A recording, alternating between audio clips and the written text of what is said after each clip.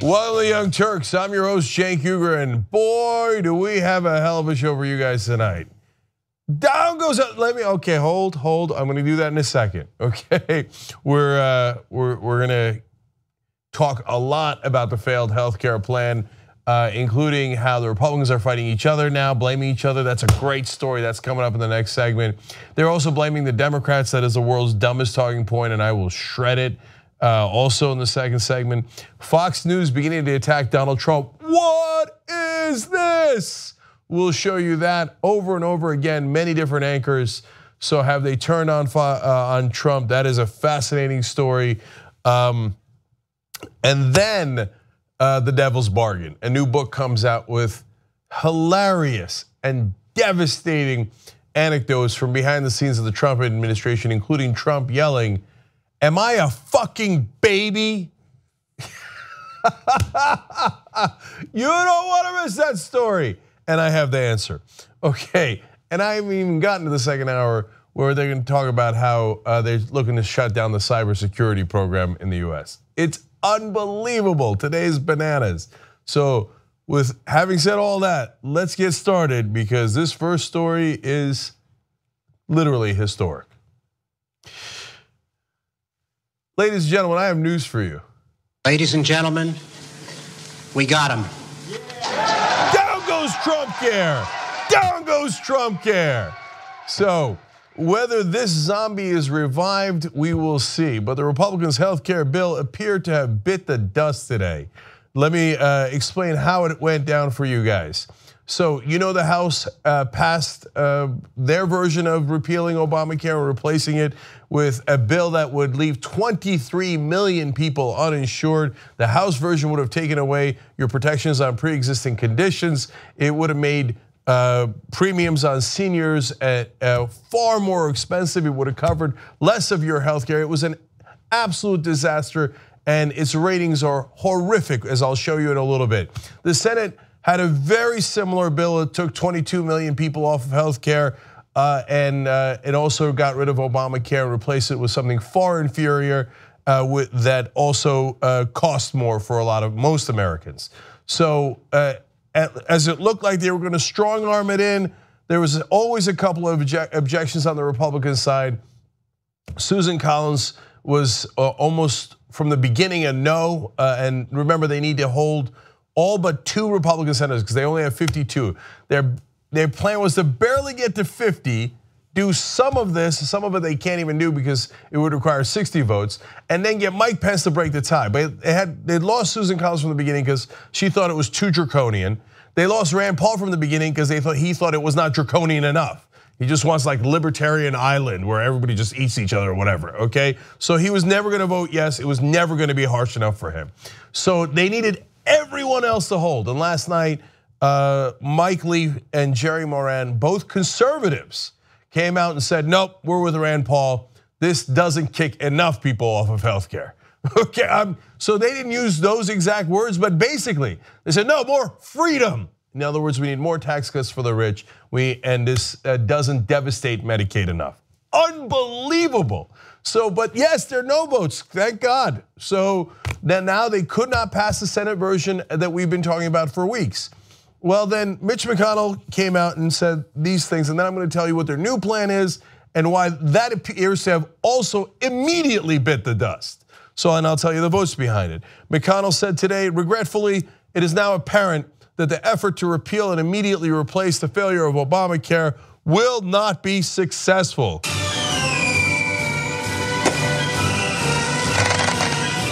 Okay, we added the fireworks. Okay, Huffington Post reports further. He continues to say the Senate would take up an earlier House bill and vote for a repeal of Obamacare with a 2-year delay to provide a stable transition period to a patient-centered healthcare system. Okay, now, what does that mean? That means, I don't know, we just get rid of Obamacare because we told our voters we'd do that, and then we punt. And we go, what are we replacing with? I don't know. I mean, the amount of people who would lose health insurance under that is so gigantic that one estimate put it at 75% of the country. So that their backup plan was, we just get rid of insurance. Okay, Preposterous. So again, I'm going to tell you what happened with it already today. While various media outlets noted that it was highly unlikely a full repeal of the Affordable Care Act would pass, McConnell's move likely amounted to a challenge to colleagues who had deemed his repeal and replace program not conservative enough. That's what I told you. That's Mike Lee, Rand Paul, all those guys saying, no, I want to kick more people off of Medicaid, and I want to kick more people off of their health insurance. And if they don't have insurance, we got something else for them, bootstraps, right? So McConnell called their bluff and said, okay, you want to just repeal it and have no backup plan, and maybe, hopefully 2 years later, you would need 60 votes for that. Somehow we get 8 Democrats to agree with us to destroy Obamacare and replace it with something that covers less people. That's your plan? And as soon as he announced that, Mike Lee was, yeah, I like that plan. Yeah, that's my plan. So he then said, all right, now I'll vote for it. But then they immediately lost other votes because Shelley Moore Capito in West Virginia is like, hey, listen, knuckleheads, you're not getting it. 1/3 of West Virginia is on Medicaid. I can't repeal it and then go, yeah, I don't know. 1/3 of the state has no insurance, right? That's because Medicaid, of course, got increased under the Affordable Care Act, and that's why it covers so many people in West Virginia. And even though they voted overwhelmingly for Trump, they actually kind of love Obamacare. So if you took that away from them, they'd be like, wait a minute, did we just vote against our own self-interest? And the gig would be up. Then Capito, as a Republican, couldn't pretend to be on their side. They'd be like, wait a minute, you just took my health insurance away. I'm sick. Yeah, that's right, that was their plan all along. So Capito's like, that was too obvious, man. I can't do that. Rob Portman comes out from Ohio and he's like, I got to reconsider this, man. Susan Collins is like, no, this is even dumber. I'm not voting for this. She's out. And then camel that breaks the straw is back. Lisa Murkowski from Alaska came out immediately and was like, no, we're not going to repeal it with absolutely no plan to replace it. That is an even bigger disaster. So it's gone. And all of a sudden, they've got no plan. Let me give you more details. Responding to the news of the Senate bill's demise, Trump on Monday called on Republicans to vote for an outright repeal of Obamacare, urging lawmakers to start from a, quote, clean slate, while noting that he believed Democrats would join in.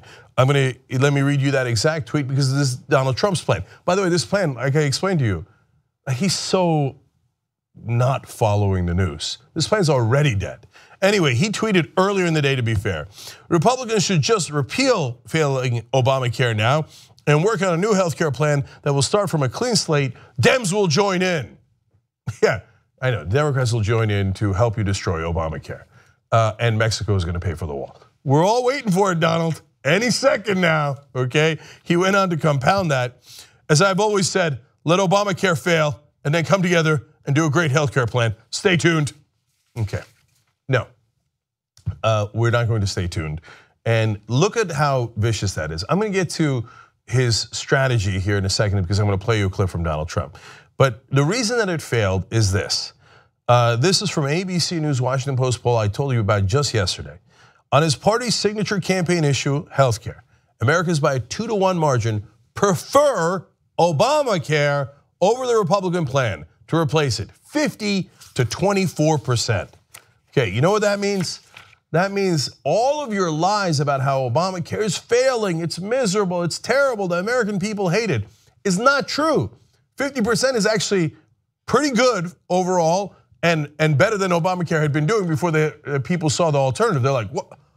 Wow, the alternative is hideous. No, 50 to 24, that's a gigantic lead. They hate your plan. They hate it bigly. So Trump then is going to come out and go, who cares? Let it just fail. The best case scenario for Trump here is people start dying. If he's right, he's not right. But if he was right, he's like, good, let him die in the streets. And then maybe the Democrats will want to do something about it because we're not going to do what they want. We're not going to help them, we're not going to help Americans. We just want our plan passed because it has tax cuts for the rich. So let him fail. Okay, so here's Trump himself. We're disappointed. I am very disappointed because, again, even as a civilian, for 7 years I've been hearing about health care. And I've been hearing about repeal and replace. And Obamacare is a total disaster.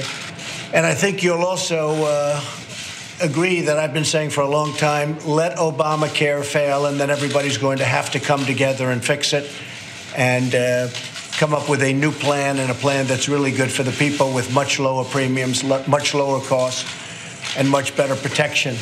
I've been saying that, Mike, I think you'll agree, for a long time. Let Obamacare fail. It'll be a lot easier. And I think we're probably in that position where we'll just let Obamacare fail. We're not going to own it. I'm not going to own it. I can tell you the Republicans are not going to own it.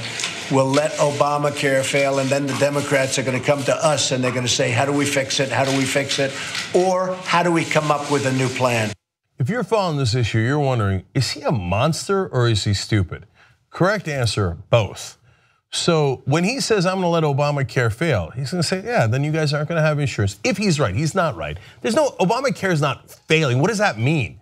If you say premiums are too high, okay, that's a fair and interesting argument. We progressives warned against that, and there's ways that you can fix that. For example, we can negotiate drug prices for Medicare, which is what you said you would do during the campaign. We could protect Medicare, we could protect Medicaid, which is what you said you would do on the campaign. Those are things that Democrats would immediately agree to, but you're not doing any of that, right? So when he says Obamacare is failing, well, the American people don't agree because it's fairly popular, and it's way more popular than the Republican plan. Second of all, if it was failing, then people don't have insurance, they can't afford insurance, then they're dying. And he's saying, yeah, let them die, let Obamacare fail, let it fail. That's monstrous.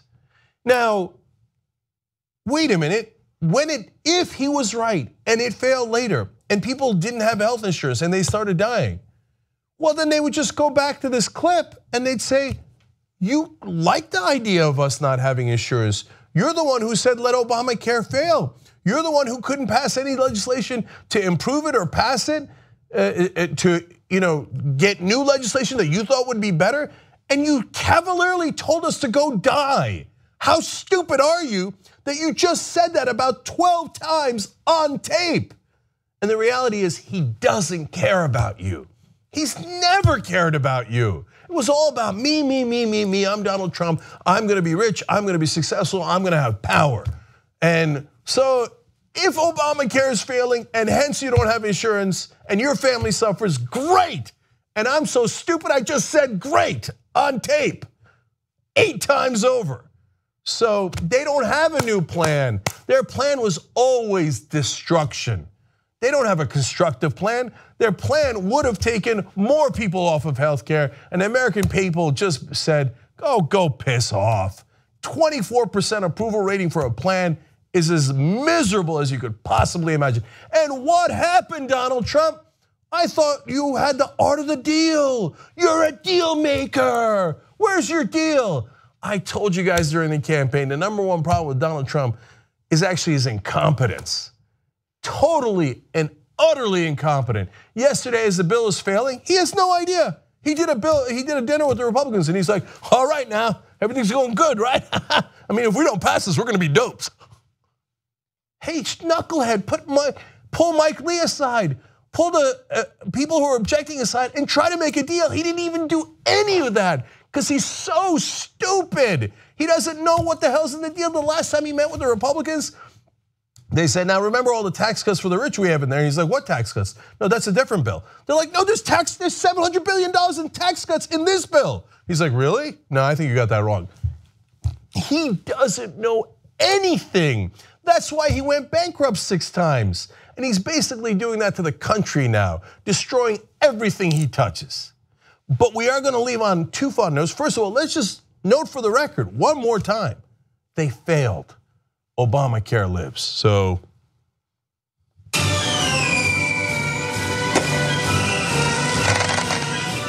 What now? Okay, they'll come back, they're zombies. I know they'll come back. There's $700 billion of tax cuts in there that they gotta have. So they'll do tax reform and then they'll try to come back to this. But the second fun note to leave you on is Mike Pence.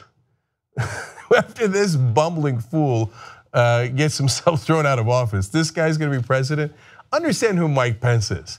JR did a great video here of Mike Pence's reaction in that last video you watched of Trump. Look at this sad, sad yes man. Watch this. President Trump and I fully support the majority leader's decision. That one, the other one.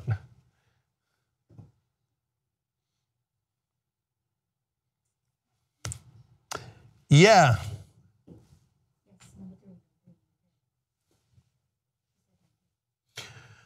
Okay, yeah, right, Oh, another nod. Oh, that's a good one. Okay, yeah, big guy. Oh, you're so right, Donald Trump. Don't ever forget this video. Oh yeah, I'm behind you, Donald. Oh, everything you say, Donald. Oh, that's a good one. I'm gazing now. Intently. You know what they call me in Indiana? Mike. Oh yeah. Mike, I think you'll agree for a long time. Another nod and another nod. That is my dear leader. Okay, yeah. That's who Mike Pence is. So I look forward to wrestling with him later. For now, Obamacare lives and the Republican plan is dead. Rejoice across the land. We'll be right back.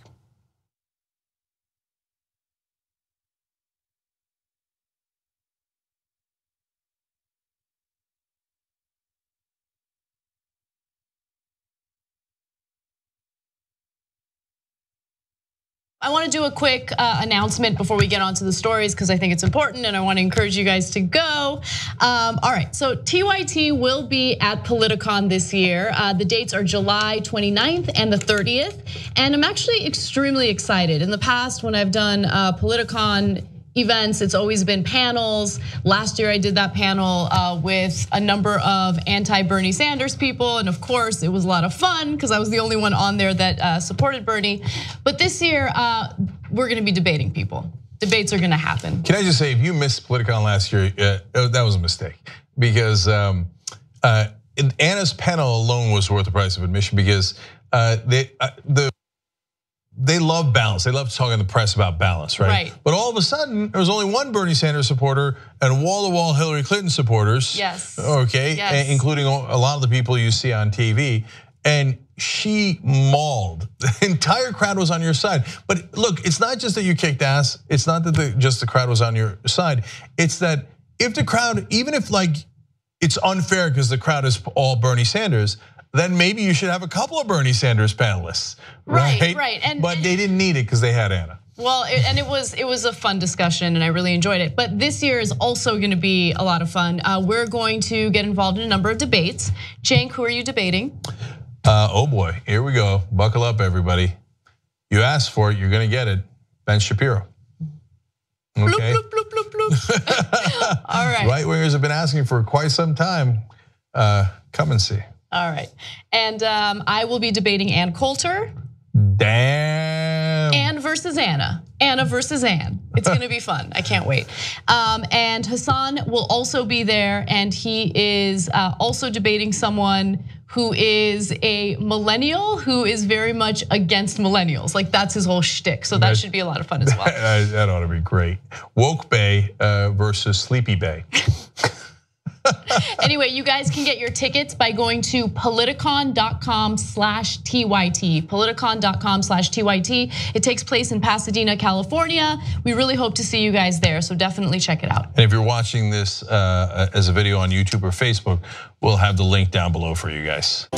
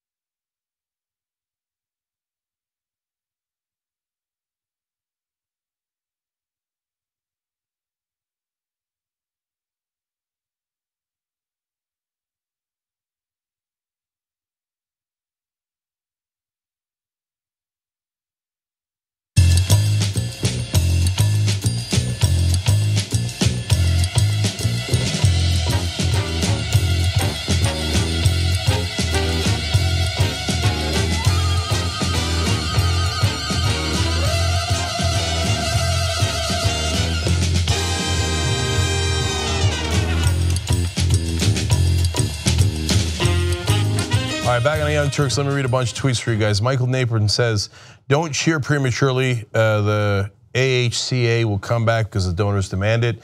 I hear you, brother. We're just cheering for today, man. The fight always continues.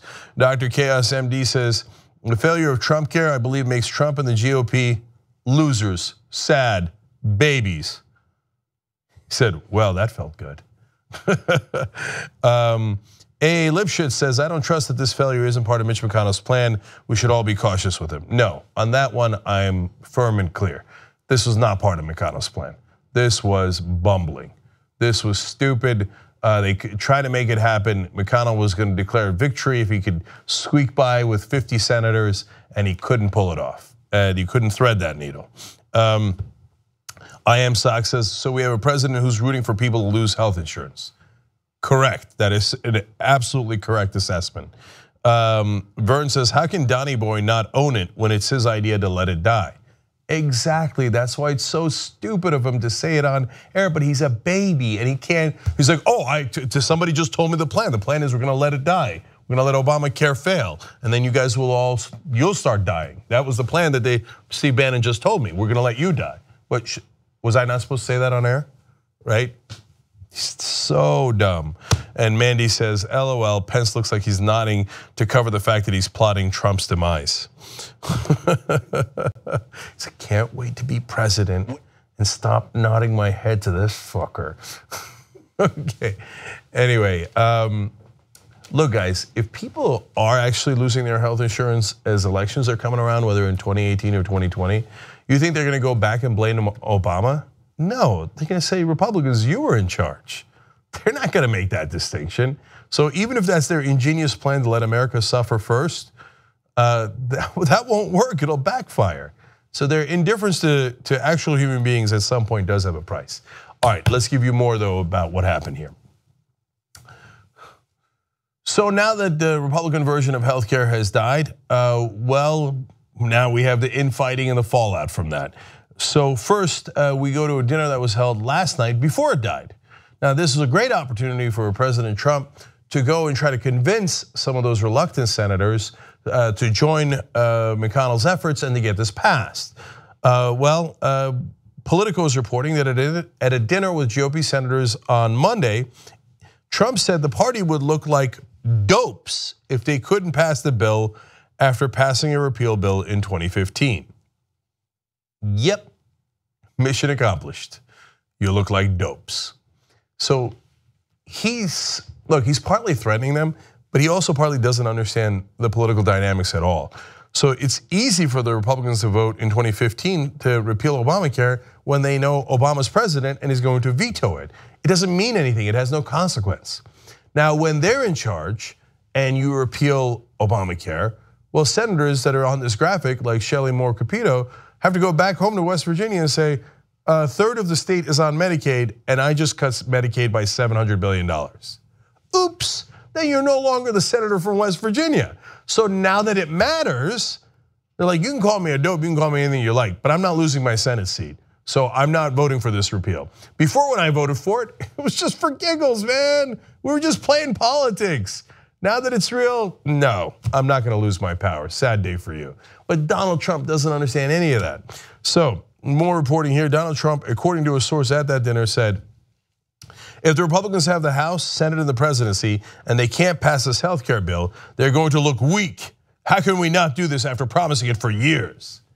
That's because you were lying for years. Yeah, but this knucklehead, to be, I guess, fair to Donald Trump, he's too stupid to realize that the Republicans were lying all along. I think he's genuinely asking, they're like, I don't get it, guys. You passed this like 52 times when Obama was in office, and we've been saying it for years. I said it on the campaign trail, like, well, why can't we pass it now? Because it's a different dynamic. Even that sentence, you'd be like, what does that mean? What do you mean different dynamic? I told you he's painfully stupid. When the White House official was asked, hey, did you guys realize that people were gonna drop out of the bill as you were having that dinner and Trump was calling them dopes? The White House official said, why would we have a dinner like that if we knew people were going to drop out? That's true, and also an admission, we don't know what the hell we're doing. We thought everything was hunky-dory. Everybody's gonna vote for the bill. Yeah, I mean, we'll look like dopes. We'll look weak. We'll look weak. The last thing I want to do is look weak because I'm super insecure, right? And then they're like, what? They dropped out. Well, that means you did a terrible job of corralling votes. In fact, while he was supposed to be corralling votes yesterday, instead he decided to play dress up. This was Donald Trump. He brought a fire truck to the White House lawn and he went in because he's a child and started playing around. So let's show you the pictures. Okay, he's like, oh yeah, they're having a fire truck. Yeah, I'm having fun. I'm the president. You have to call me commander-in-chief or whatever that other phrase is. Hey, poor Mike Pence has to sit there like a schmuck and just nod all day long to this goofball. Then he put on a cowboy hat. He's hooping and hollering, having a good time. Yahoo! Okay.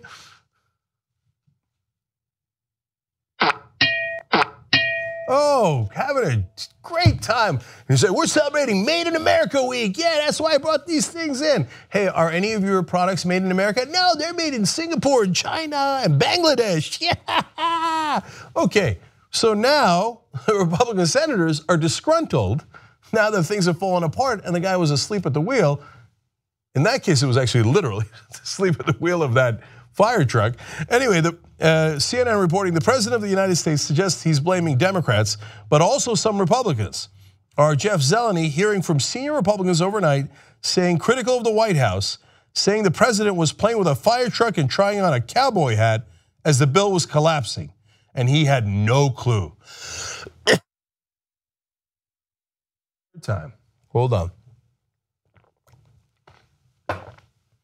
So clearly some Republicans disappointed that the president maybe didn't make a bigger effort to get something passed.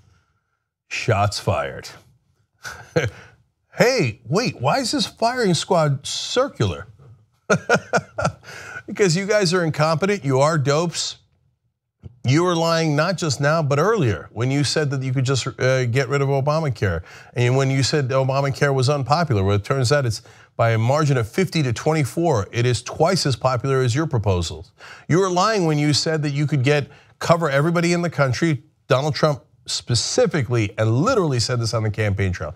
He said he would have universal health care coverage, cover everybody, and that prices would be cheaper and the plans would be better. They would cover more of your healthcare expenses. Well, it turns out all three of those things were gigantic lies.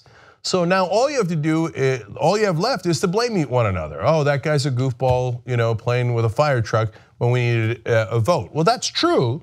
Donald Trump is so stupid, he didn't realize he was gonna lose the vote. Instead of going and trying to make a deal, what he's supposed to be famous for, he's just playing around. And they have a dinner the night before the senators are about to vote no. And he's like, oh, we're all okay, right guys? No earthly idea.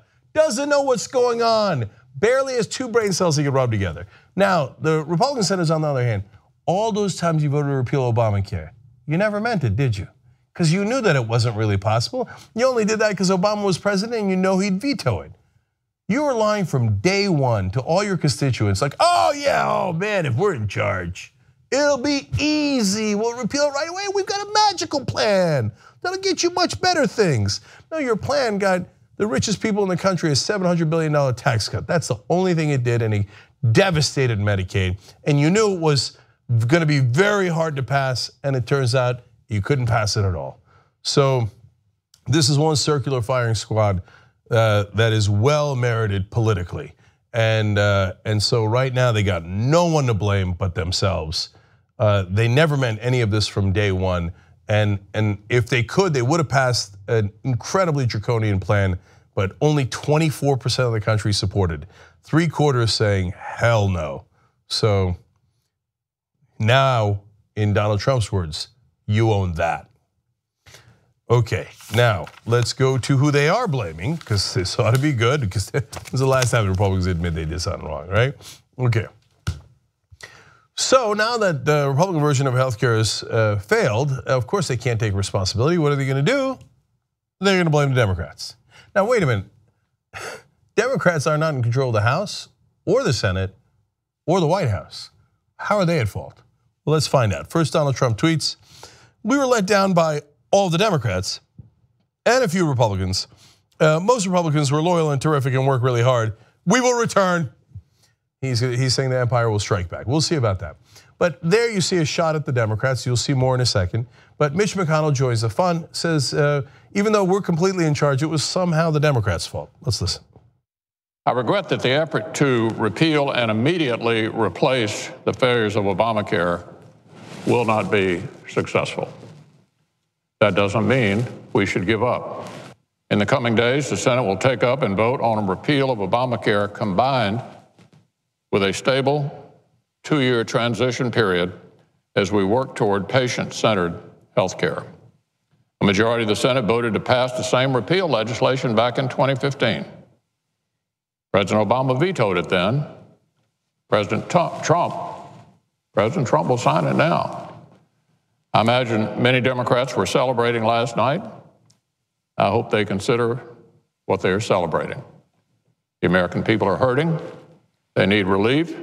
And it's regretful that our Democratic colleagues decided early on that they did not want to engage with us seriously in the process to deliver that relief. Our Democratic friends have spoken a lot recently about wanting bipartisan solutions. Passing this legislation will provide the opportunity for senators of all parties to engage with a fresh start and a new beginning for the American people. This guy's a joke, man. So let me begin to shred this talking point. First of all, he says, well, our friends wanted a bipartisan solution, so vote for this bill. But this bill isn't a bipartisan solution. This bill is crafted only by Republicans. In fact, McConnell's office did it in secret. A lot of the Republican senators didn't have access to it until it was released to the public. So what's the part where that you guys work together? You didn't work together at all. You didn't offer any fig leaf. You didn't offer one compromise to the Democrats. It is a completely Republican plan, and it is a miserable one that the American people hate. It polls at 24% popularity. And then you turn around and go, I got a great bipartisan solution. Why don't you just vote for our bill? Oh, Mitch, what would your bill do? Oh, it would destroy your plan. You remember how you guys spent all that time passing Obamacare? This would murder it. Wow, what a bipartisan offer. Really appreciate it, Mitch. Thanks a lot, Mitch. But we're not done. I'm gonna shred it more in a second. But first, let's watch Donald Trump do the same thing. But if you really think about it, you look at it, and we have 52 people. We had no Democrat support, which is really, something that should be said. We should have had Democrats voted. This is a great plan for a lot of people. We had no Democrat support. So the way I look at it is, in 18, we're going to have to get some more people elected. We have to go out and we have to get more people elected that are Republican. We want. I think we're going to do very well, actually, in 18. It would be nice to have Democrat support, but really they're obstructionists. They have no ideas. They have no thought process. All they want to do is obstruct government and obstruct, period. Well, actually, they had one idea. It was called Obamacare. See, that was their plan, and they passed it. Now, you're trying to destroy their plan. Why would they help you? Of course they're going to obstruct that. It's like saying, well, I was planning on passing a bill that would allow me to punch Democrats in the face. They kept blocking it. Can you believe they kept blocking the bill that would let me punch them right in the nose? I can't believe it. How come they didn't help me to break their nose? I don't know. Really, you're that dumb? Really? Look, if you're a Republican, what are your two choices here? Either he's being wildly disingenuous or he's just the dumbest guy alive. Why would the Democrats help you destroy the Democratic plan for health care? Why would they give you a single vote to do that? And the only people in the country that's entertaining the dumbest talking point in the history of talking points is the media that are like, oh, well, that's an interesting point. Well, now let's have an 8-person panel debate whether the Democrats should have helped Republicans destroy the Democratic idea for health care. Come on, man, we're wasting time discussing this like that's a real idea, huh? Should they? Is it the Democrats' fault? Well, let's call it 50-50 and be done with it. No. Should the Democrats celebrate today? Of course they should celebrate. The Republican plan was monstrous. It would have kicked at least 22 million people off of health care. The Democrats did not have any input into the bill. They were not allowed in the drafting room. They were not allowed any amendments. They were not allowed to have any voice in the process at all. And yes, I think they should have a constructive solution. It's Medicare for all. Most of the Democrats in the House agree to that. If the Republicans would like a bipartisan solution and move on to Medicare for all, which by the way, is polling at 58%, better than Obamacare, which is polling at 50%, and way better than the Republican proposal, polling at 24%. So you want to do it? You want to do a popular plan? By the way, what does Medicare for all do? It would cover everyone. Medicare has lower costs and covers more than private insurance.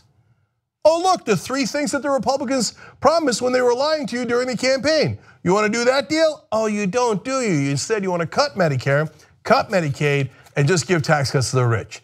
You want a bipartisan solution, it exists.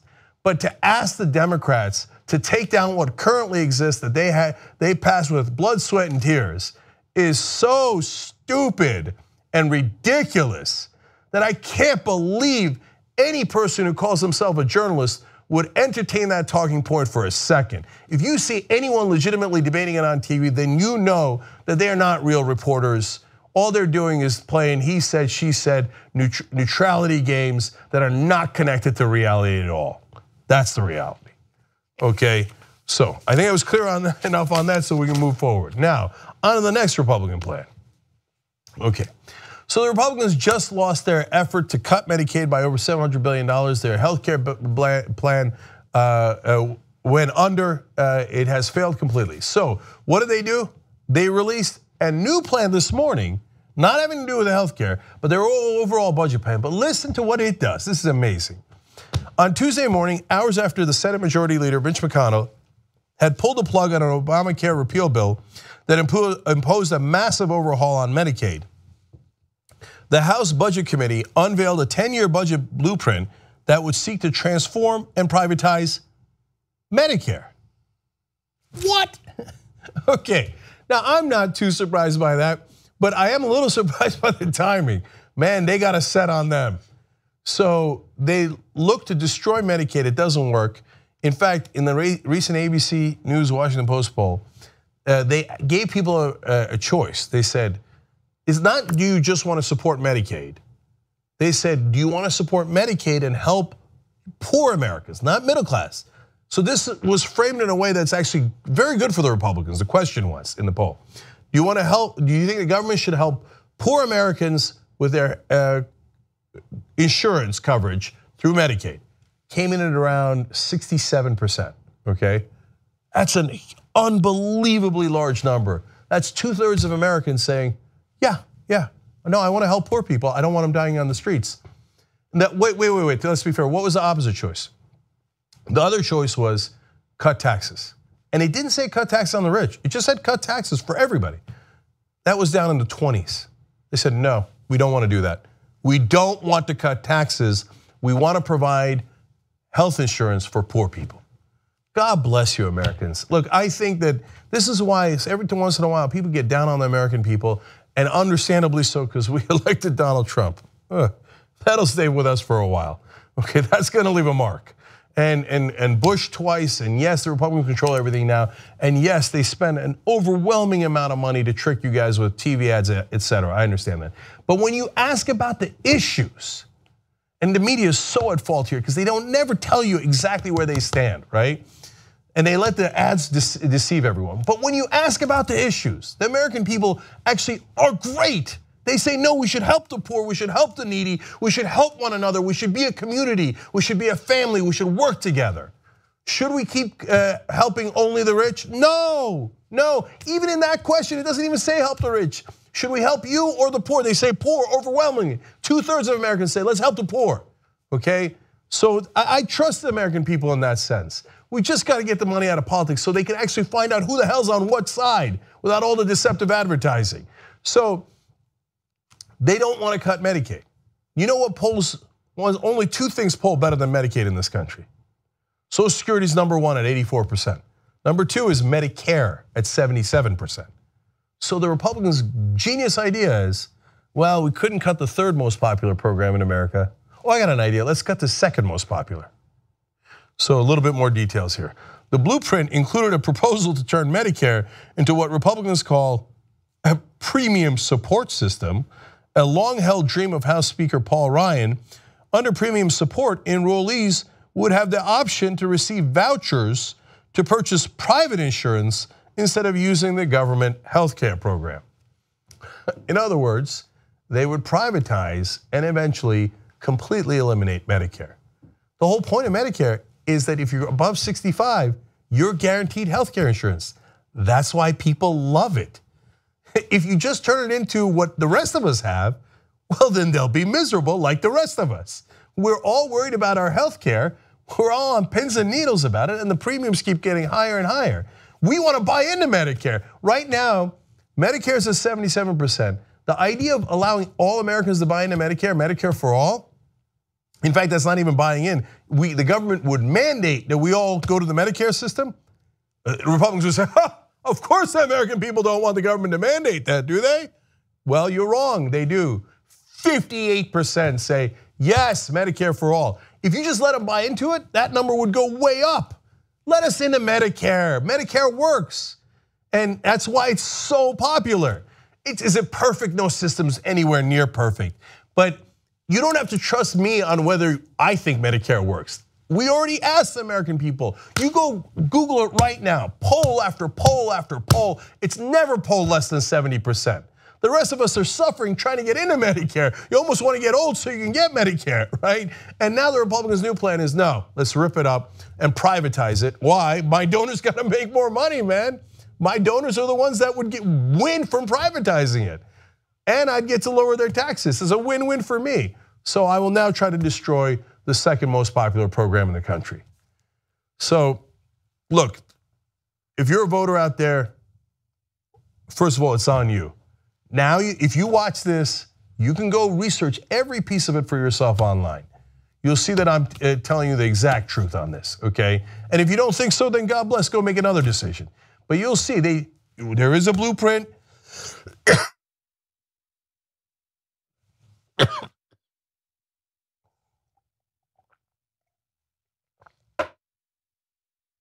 I gotta be on here today, right? We killed healthcare, hold on. Republican healthcare plan saved your healthcare.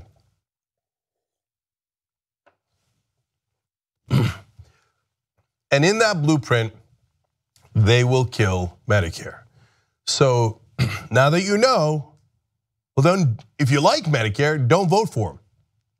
And if the media tells you, it's 50-50, I can't tell who's in favor of Medicare and Medicaid, whether it's the Democrats or Republicans, they're lying to you, lying.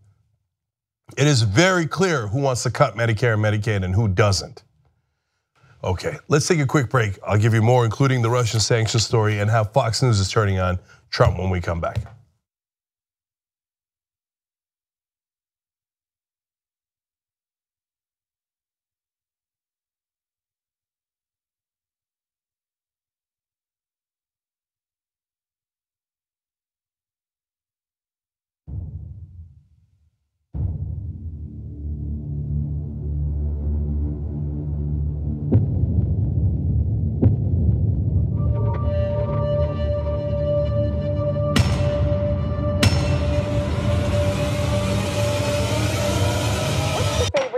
You have in common with your daughter? I was going to say sex, but I can't relate that.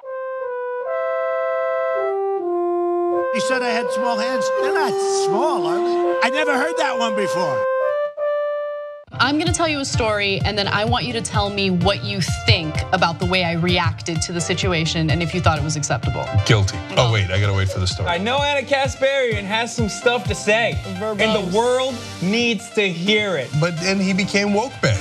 I hate it. I love it. Jesus and I used to do this trick where we would elongate the videos so that we would look skinnier. That is the most positive drug dealing story I've ever heard of. Bears don't give a fuck. I trust you guys, audience.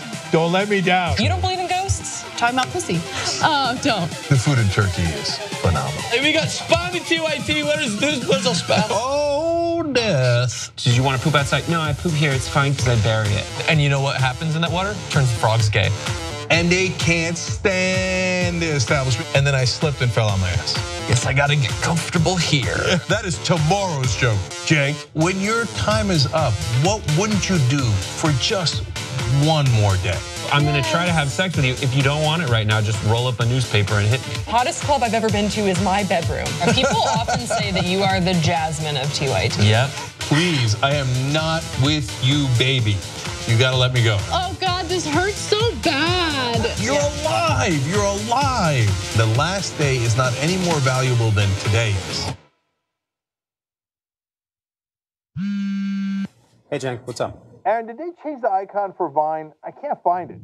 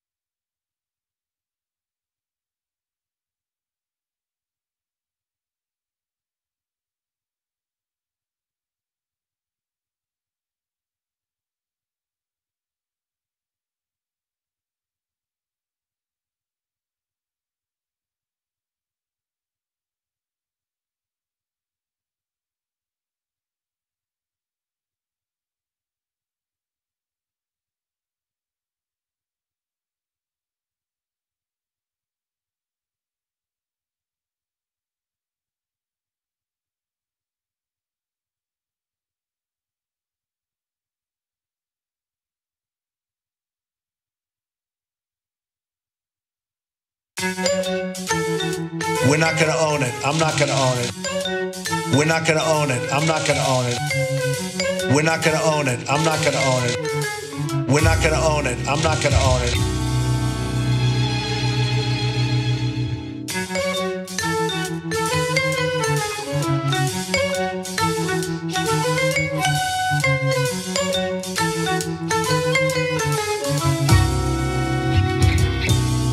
All right, we're back. I'm finishing up a cough drop. Giga Dweebess writes in, Trump's plan is basically kill the hostages until he gets his way. Yes, and that is usually the Republican plan. I've told you about that for years. And they've done it with the government shutdown. They've done it with so many things that would hurt the American people. And then the Democrats go, there's nothing we can do. Otherwise, all these people are going to get hurt. But again, Trump is not bright enough to figure out that you're not supposed to admit it. You're supposed to do it, but not admit it. Mark Tosilo said, I noted that Biff said, even when I was a civilian in that last segment, he's a moron. He is a civilian. Article 2, Section 2 of the Constitution. Yes. And not only that, that statement was, even when I was a civilian, I realized that healthcare issue was a problem. Like, yeah, of course. What does that mean? That means like you existed in the world. He's like trying to take credit for realizing that healthcare is an issue. Okay. Jeremy Varner, final thing, and then I got a lot more stories for you guys, says, even though the war is far from over, it is so rare to win a battle that you have to still take some joy in it. I totally agree, Jeremy. Okay, now let's go to other stories. Oh, before we do, actually, one last clarification. In the last segment, I said that government should provide coverage for low-income Americans was polling at 67%. It's actually polling at 63%, and lowering taxes instead is polling at only 27%. So the idea was exactly the same. Just want to give you the right numbers there. Yes, Syria, I'm not talking to you. Be cool. Okay, now let's do sanctions. Michael Isikoff with a really great story on Yahoo. He's one of the best investigative reporters in the country. It's about what Donald Trump wanted to do with sanctions. Now, there's what he says and there's what he actually does. So earlier he had said, I would not and have never even thought about taking them off, referring to sanctions on Russia. Somebody said Donald Trump wants to. I don't want to take them off. And that can't be any clearer, but he went on to say even more. He said, I would never take the sanctions off until something is worked out to our satisfaction and everybody's satisfaction in Syria and in Ukraine. I've made great deals. That's what I do. Why would I take sanctions off without getting anything?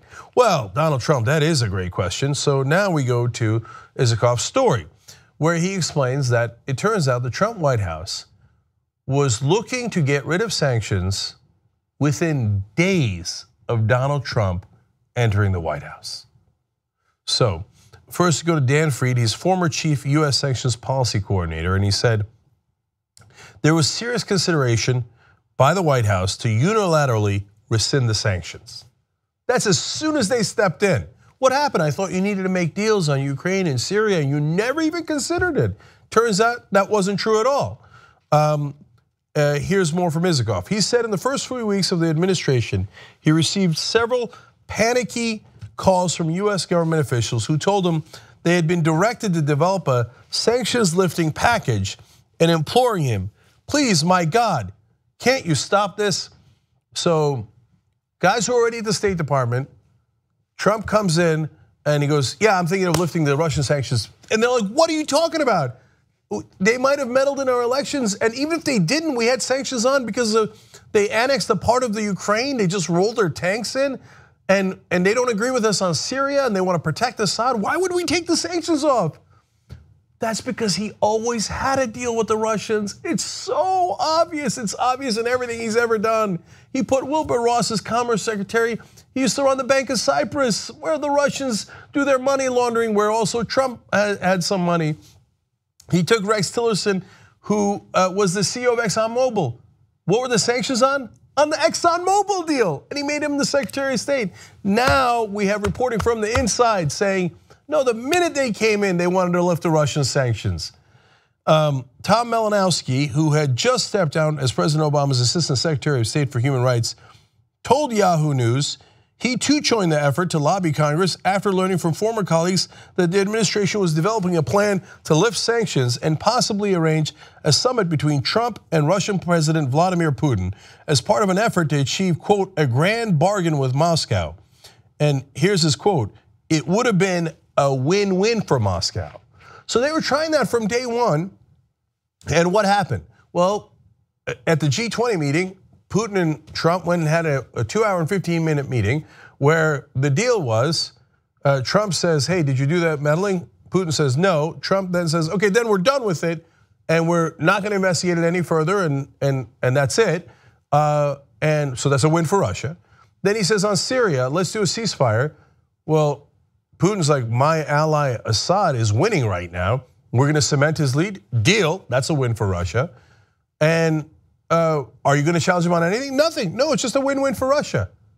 Hey, look at that. They executed the plan they had from day one to help Russia on every issue, and most importantly, get to lifting the sanctions. Now, these concerns led some department officials to also reach out to Malinowski, an Obama political appointee who had just stepped down.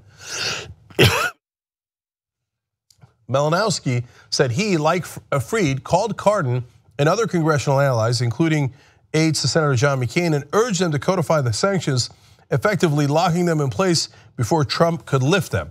Now, I tell you that because look at all the effort that the State Department went to say this is a terrible idea to immediately lift sanctions on Russia, and it is not justified by anything. So they go to the Congress and they tell Republicans and Democrats, they go, you got to stop this guy because he wants to lift the sanctions right away.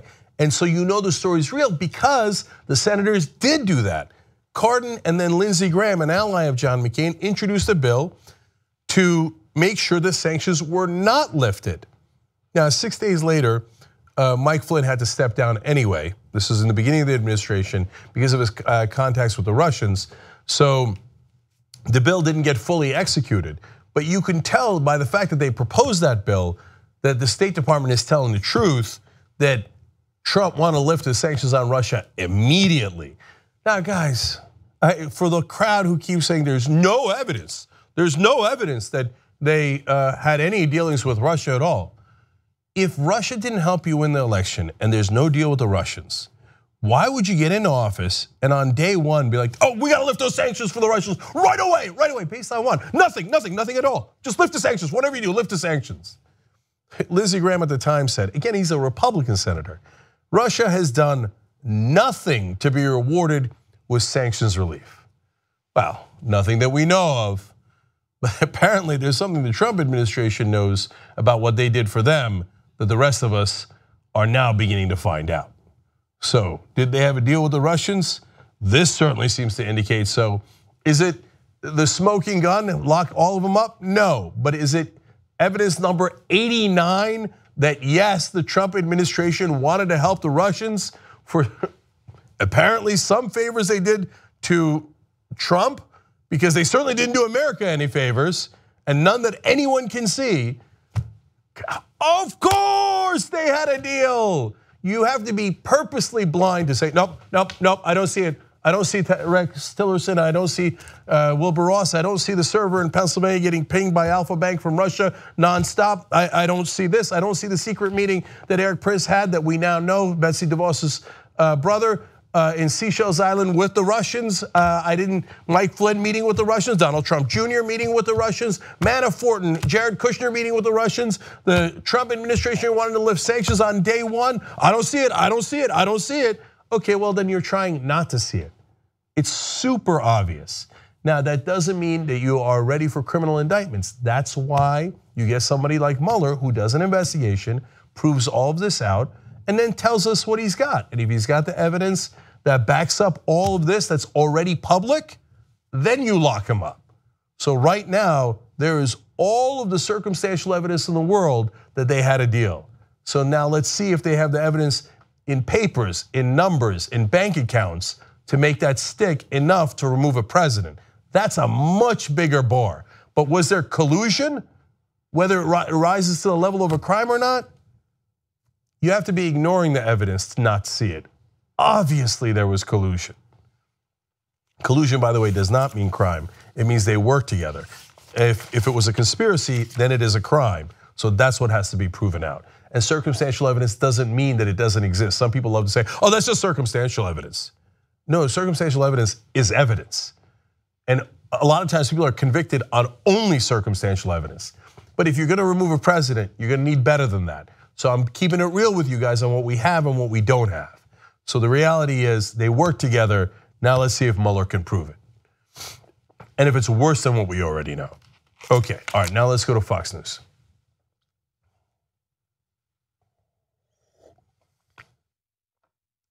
This is, all right, anyway. I got a lot of stories for you guys, not a lot of time. All right, here we go. Lately, Fox News has been taking a lot of shots at Donald Trump. Of course, there's still the Sean Hannitys of the world defending him there, but boy, now it has been a little mini army against Trump at Fox News. So this is very interesting. Just today, John Roberts, Fox News correspondent at the White House, walked out of a White House press briefing.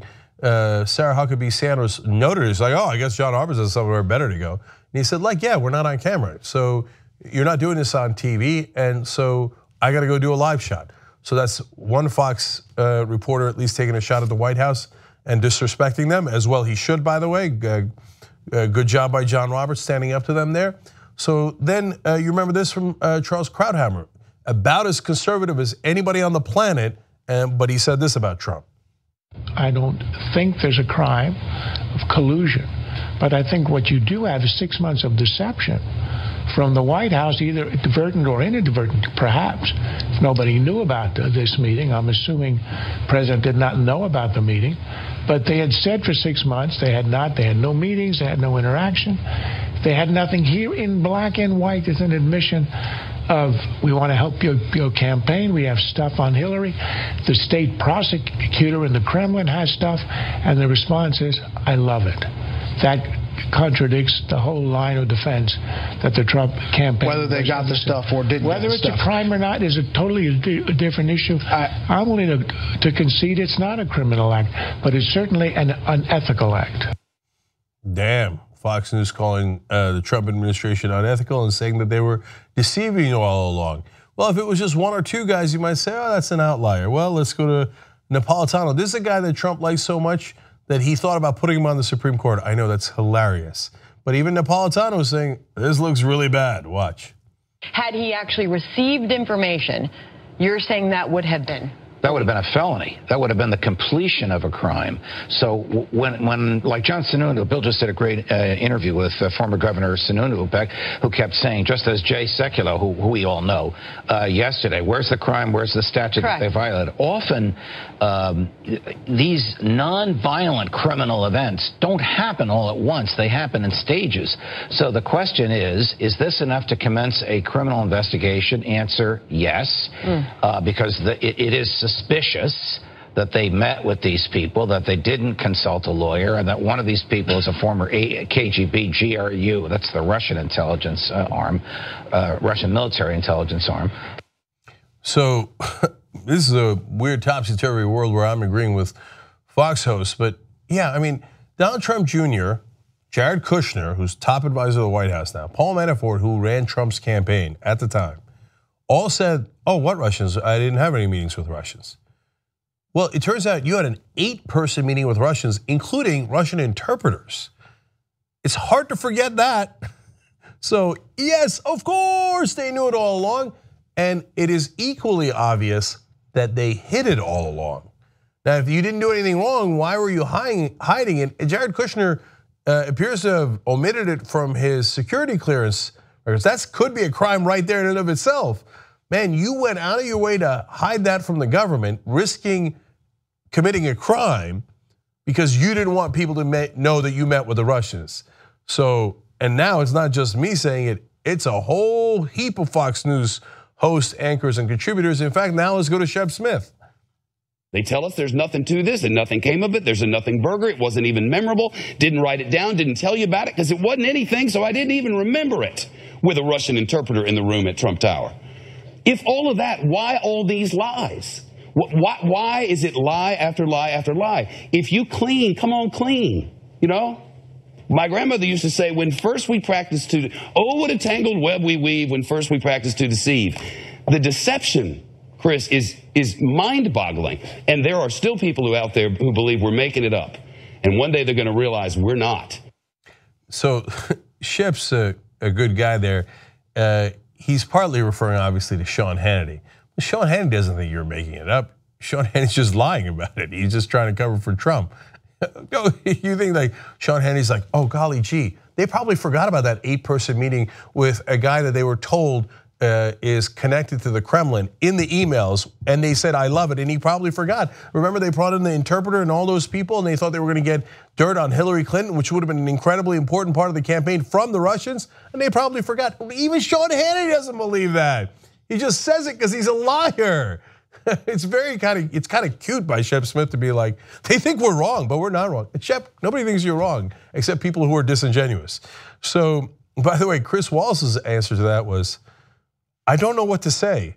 I think there's a lot of truth to everything you've said. So now that's John Roberts, Krauthammer, Napolitano, Shep Smith, Chris Wallace. That makes 5. So now Hannity's got to answer Shep Smith because somebody's got to defend the beloved dear leader. Go ahead, Hannity. Shep Smith, all right, Shep is a friend I like, but he's so anti-Trump. I mean, went off on a rant last week. That's fine. but it's different. Brett, look at, for example, Special Report, the panel they have. It's the majority of them are never Trump. If you look at the shows even at night, I mean, you can't have more variation of viewpoints than on the 5. I take the position that I want to get to the truth. You're right. And I'm getting to the truth. And one of the issues I'm bringing up is Ukrainian influence, collusion, and GPS, Russian collusion, fusion GPS with the Russians helping the Democrats. So the real truth is that the Russians helped the Democrats win the election. There's a slight problem with that, Sean. The Democrats didn't win the election. So if the Russians were helping Hillary Clinton, they didn't do a very good job. So no, that is preposterous deflection, and he knows it. There's overwhelming evidence that the Russians helped the Trump administration, including the emails that Donald Trump Jr. just released himself, saying the Russians would like to help you, and them answering, I love it. But Hannity's gonna, and then I'm also amused that he's like, look, the guys on the news side are ranting, but I'm just trying to get to the truth. Okay. Then Shep had to fire back at Hannity because shots have been fired. He says, sometimes facts are displeasing. Journalists report them without fear or favor. Damn. Drums at Fox News here. But listen, I just counted 5 on-air personalities at Fox News that have at least said the Donald Trump Jr. story is about deception and they did not come clean and they're not sure that it's a crime, but they should start a criminal investigation. That's what Napolitano said, because it well might be. So I ask you guys, do you think Fox News is turning on Trump? tytnetwork.com/Fox to vote.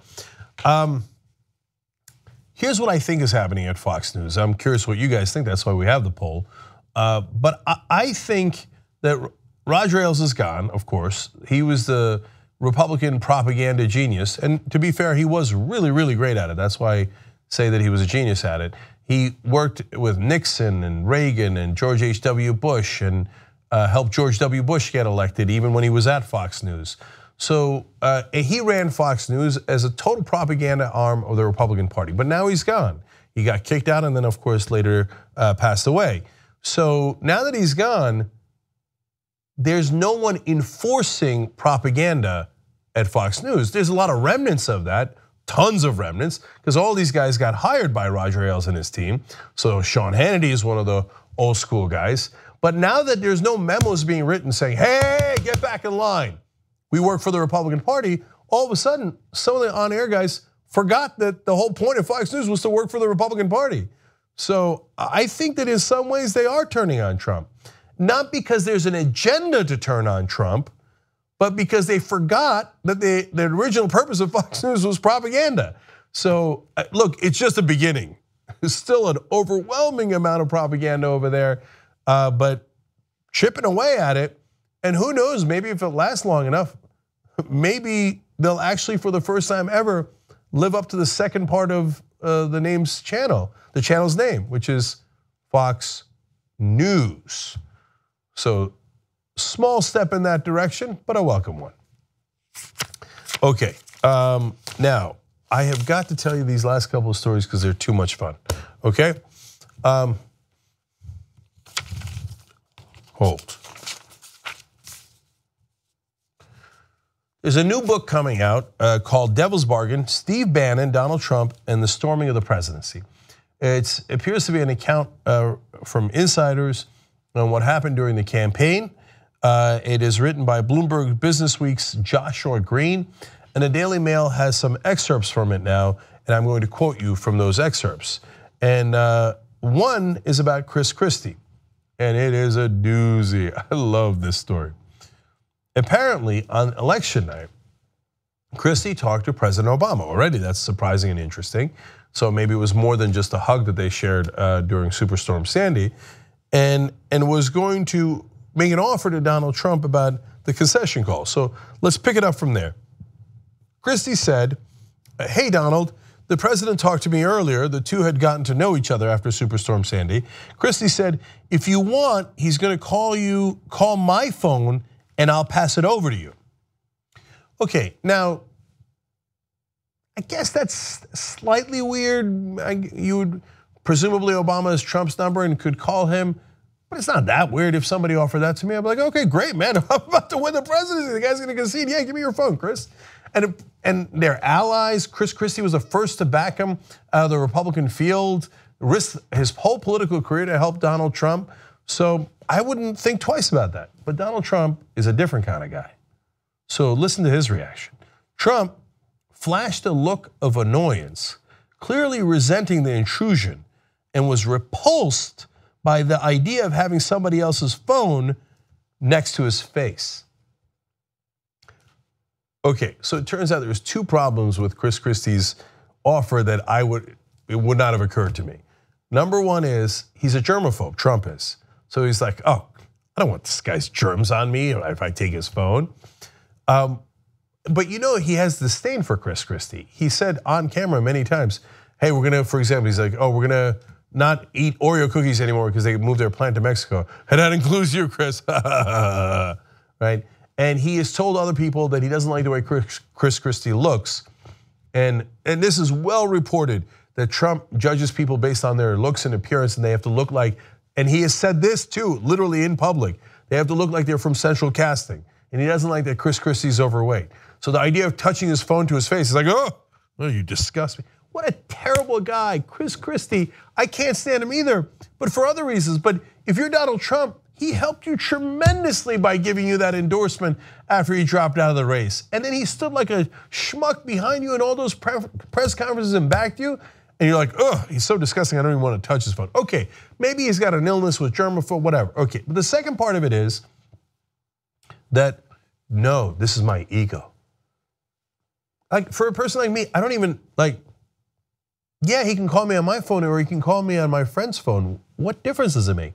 No, for Trump, that's a big, big deal. No, in order to respect me, you have to call me on my phone. What the? So he says, Trump told Christie, hey, Chris, you know my fucking phone number. Just give it to the president. I don't want your fucking phone.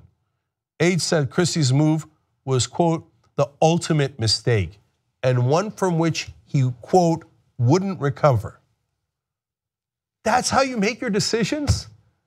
Because he tweaked your ego in a way that I wouldn't even understand, and because you didn't want to touch the germs on his phone, and that's it. He's right. Look, Chris Christie denies it till the end, to the end of the earth.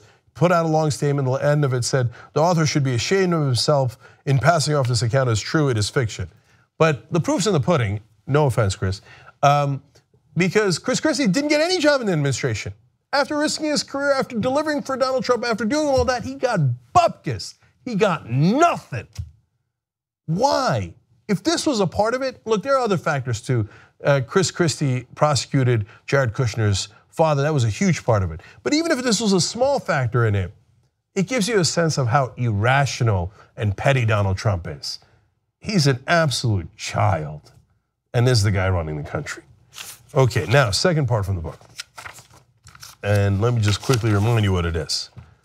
So the new book is Devil's Bargain, Steve Bannon, Donald Trump, and Storming of the Presidency. That's coming out now. Bloomberg's Business Week, Joshua Green wrote it, and it has some unbelievable revelations in it, and a lot to do with Steve Bannon, but also a story about Paul Manafort in there. Now, at the time, Paul Manafort is Donald Trump's campaign manager, and the Daily Mail has now got sections from this they're reporting in. Now it's all over the press, including Mediaite as well. So, there was a story in the paper at the time, this is in the middle of the campaign, where they say that Donald Trump, if you want to talk to him and you're part of his campaign, it's hard to go in and get a meeting with him and he doesn't pay attention. If you really want him to pay attention, you have to actually get on cable news, because all he does is watch cable news all day. And if you're on cable news, then he'll pay attention.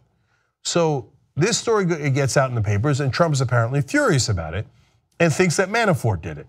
So that's where they pick it up here. The fight between Trump and Manafort, his campaign manager at the time, came about over a news report which said Trump's advisors did TV interviews to get his attention because he watches so much cable. So then the fight goes like this. The Trump shouted at Manafort, how can anybody allow an article that says your campaign is all fucked up? You think you've got to go on TV to talk to me? You treat me like a baby? Am I like a baby to you? I sit there like a little baby and watch TV and you talk to me? Am I a fucking baby, Paul? Oh, what I would give to have that conversation on video. I would watch that 1,000 times over. Okay, yes, by the way, I have an answer for you, President Trump. You are a baby. Because who talks like that? When you get so upset, first of all, you do watch cable all day long. Even now that you're president, you watch it all day long, and everybody knows it. It's been reported 1,000,000 times. And everybody knows that you have no attention span. Right now, as president, you ordered that the presidential daily briefings no longer be all the way up to 4 pages, that they be only 1 page and have pictures and graphs on them. And then later, when they were preparing you for your European trip, they know your attention span is so small and your mind is so tiny that they had to start preparing you in tweet-sized information. You are a baby, but it's not quite fair to babies because they're innocent, whereas you're a grown-ass man. So Paul Manafort was right with that strategy, and then you turn around and when you find out about it, how do you react? With a huge hysterical screaming fit, like a baby. So and they say the room fell silent. Nobody knew what to do because the reality is the president is a child. He has temper tantrums. He can't pay attention. He's all about ego.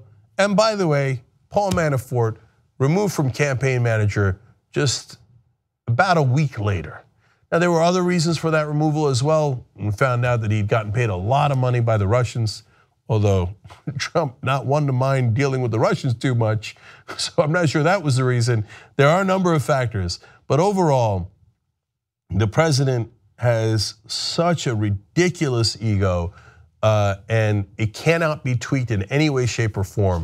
And he does not make decisions based on what is right for the country or even at the time what's right for his campaign. He does it based on his ego. And he acts like a child, and if you call him out on it, he throws a temper tantrum. I mean, how can you end this segment in any way other than how Trump would add it? Sad baby. We'll be right back.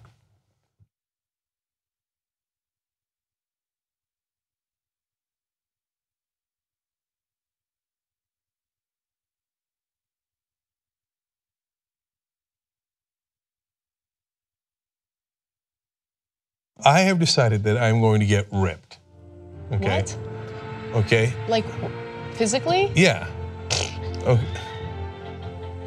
What, you don't believe me? I 100% don't believe you. I will get so ripped, here's my prediction, that someone at TYT will say, Cenk, you've got to stop working out. We're tired of you winning. So you don't believe me? Cenk, you don't have time to like do your daily duties for the main show. Duties. You don't even have time for your daily duties. Because what you guys don't know is how great my muscles already are. It's absolutely possible, but you can't have Leah run to the food truck to get you like 2 different types of grilled cheeses with like tater tots for lunch. Like you can't have that anymore. Let's see what happens. You also have to go to the gym regularly. Let's see what happens. All I'm saying is, let's see what happens. Have I ever been wrong about a prediction? Almost never.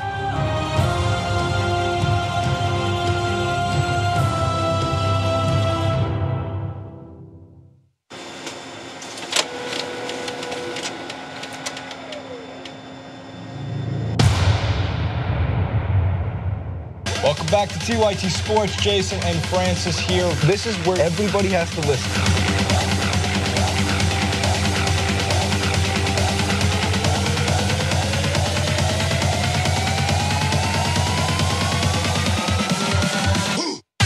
Welcome to TYT Sports, everybody. I am your host, Francis Maxwell. Jason here. Welcome to TYT Sports. Turks and Jerks. TYT Sports. Steph Curry signed with Under Armour.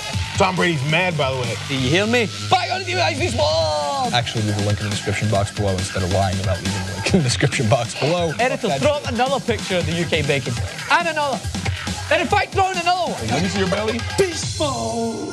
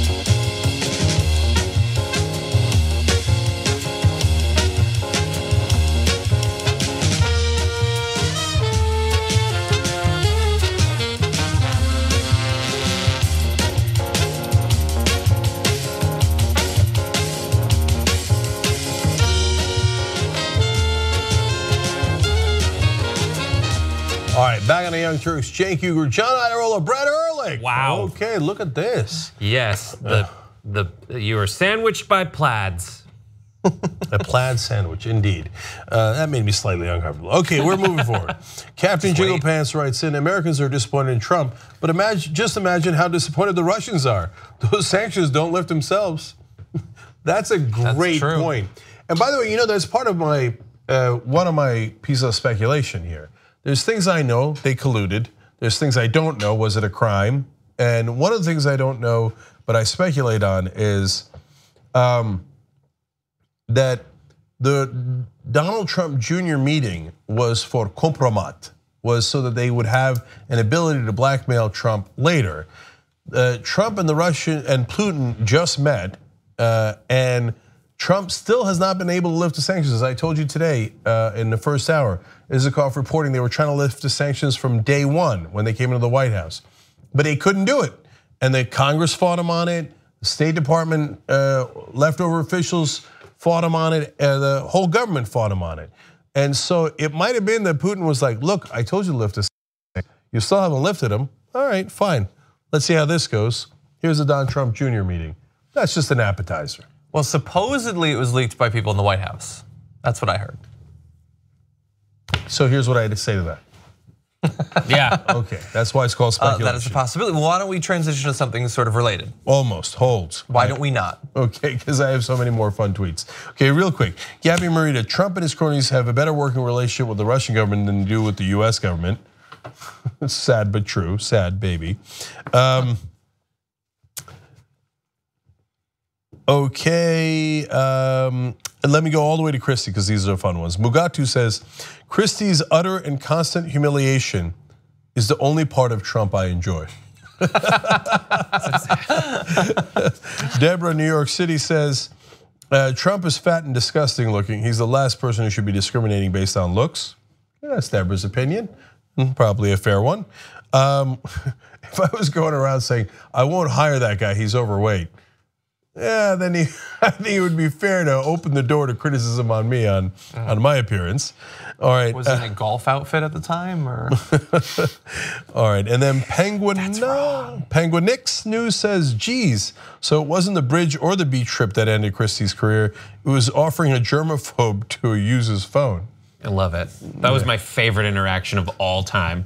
I just like when they drop F-bombs at each other behind the scenes, whether or not, like, I believe it. I believe it happened, even if I'm not sure it happened. You know, like I buy that interaction happened. I actually hope that it's happening all the time. That's why I like Veep so much. Yeah. No, the cursing is no question about it, and he is a germaphobe. And with inside sources, it depends on how many sources you have, and you're never positive that it went down exactly that way. But the Christie story and the Manafort story that I just told you at the end of the second hour, based on Bloomberg Businessweek reporting, it seems very like them. Let's put it that way. If he's such a big germaphobe, though, the P-tape seems less likely. Well, no, by the way, that's part of why I didn't believe it in the first place. No, guys, he watches Naked and Afraid. He knows that it comes out sterile. He's fine. It is sterile. That is true. That happens. Okay. Watch Survivor, man. Maybe the hotel was full of jellyfish. There you go. Yeah. Gotta kill the pain. Okay, well, why don't we transition into this? A little quick update for you. We're all aware that a couple weeks ago, Donald Trump had his first big sit-down meeting with Vladimir Putin. It went massively longer than they expected it to, over 2 hours of talking until finally Melania Trump had to go in and try to shut it down. So that's the meeting that we know about. Found out today, actually, from a political scientist and president of the Eurasia Group, Ian Bremmer, who told Charlie Rose that there was actually a second meeting that hadn't previously been disclosed that happened after some sort of state dinner that was held. The dinner happened, and then Donald Trump and Vladimir Putin met for what amount of time that we don't currently know yet. The content of the conversation we don't currently know yet, and what action might be taken based on that conversation we don't currently know yet. But it is interesting that they did not reveal it earlier. So, look. There's plenty of meetings that people don't know about because they're unimportant. A meeting between the US president and the leader of Russia, when everybody's talking about whether Russia and the US president have a deal, that they don't announce to other people, and they do after a 2 hour and 15-minute meeting, raises questions. So what was the thing they wanted to talk about off the record that they didn't want anyone else to know about. I would just caution, I mean, if they really wanted to have a super secret meeting, then a political scientist wouldn't have seen it. They wouldn't have met up on the sidelines after dinner. That sounds more like, because we know after that meeting, there was all this speculation from both sides about what was said at the meeting, what wasn't said at that first meeting. It's possible one of them wanted to follow up based on those revelations. Here's the reason I don't agree with you, is because in every James Bond movie where there's a super secret installation, who's milling about in the background? Scientists. They have access to everything. That is true. But these are both excellent points. Thank you. But remember that one of the people involved is named Donald Trump. You think he's going to be savvy enough to be like, no, let's make sure that nobody sees this. Remember, he decided on military strikes in the middle of Mar-a-Lago with guests milling around taking pictures of secret documents. That's true, and like I said, we don't know what was discussed at the meeting. We do know, we can sort of speculate about what the intent was. We know Donald Trump bought Vladimir Putin some furniture, so he had something on his mind. He wanted to move on him maybe, like a Mitch, like Mitch McConnell. Okay, why don't we turn to some somewhat related news concerning the State Department. Under Rex Tillerson, the State Department might be taking a big step back from two of its traditional responsibilities and priorities. Now, the first area is something that's not particularly relevant these days. It's cyber security. I don't know if anybody's familiar with it, but they both lost a high-ranking executive, and this might not be the end of their losses in that area. Christopher Painter, the Trump administration's top cyber diplomat, is going to be leaving the State Department at the end of the month. And there's a lot of positive commentary about Christopher Painter coming out of the State Department.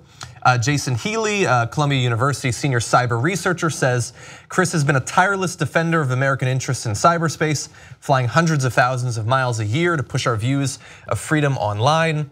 Now that by itself is, possibly might harm the State Department's ability to conduct cyber diplomacy, but people go into their jobs, people leave their jobs. But as I said, it might not be the end of it. Secretary of State Rex Tillerson is considering closing the cyber office or merging it with another office and downgrading the cyber coordinator's rank, according to a source familiar with internal planning. The source added that Tillerson was also considering, quote, limiting the number of people who work on cybersecurity at State. It's clear they're thinking about reorganizing it, the source said. Clearly, they don't think it's that important. Yeah, I would think that right now is the time when it's important. So look, sometimes the US government way overreaches on these issues. And under the guise of cybersecurity, they actually do intrusions on our privacy, let alone the world leaders and all the things that we've discovered that the US is doing. And world leaders spying in on them, I have actually, both under Bush, Obama, Trump, I get it, that's part of spying. And I actually defend them on that to a large degree. But spying on innocent US citizens, I'm not in favor. This, on the other hand, is a different matter. So at a moment where everyone is concerned, oh my God, a foreign country that is not an ally might have meddled in our elections. And the part of the story that doesn't get enough coverage, everything else gets plenty of coverage, but the one that doesn't is that they did try to get voter information. And in a couple of instances, they succeeded. That doesn't mean that they hacked the vote, but they at least got voter info. And they are perilously close to actually hacking the vote. And then Trump proposes to do a cybersecurity joint effort partnership with Russia.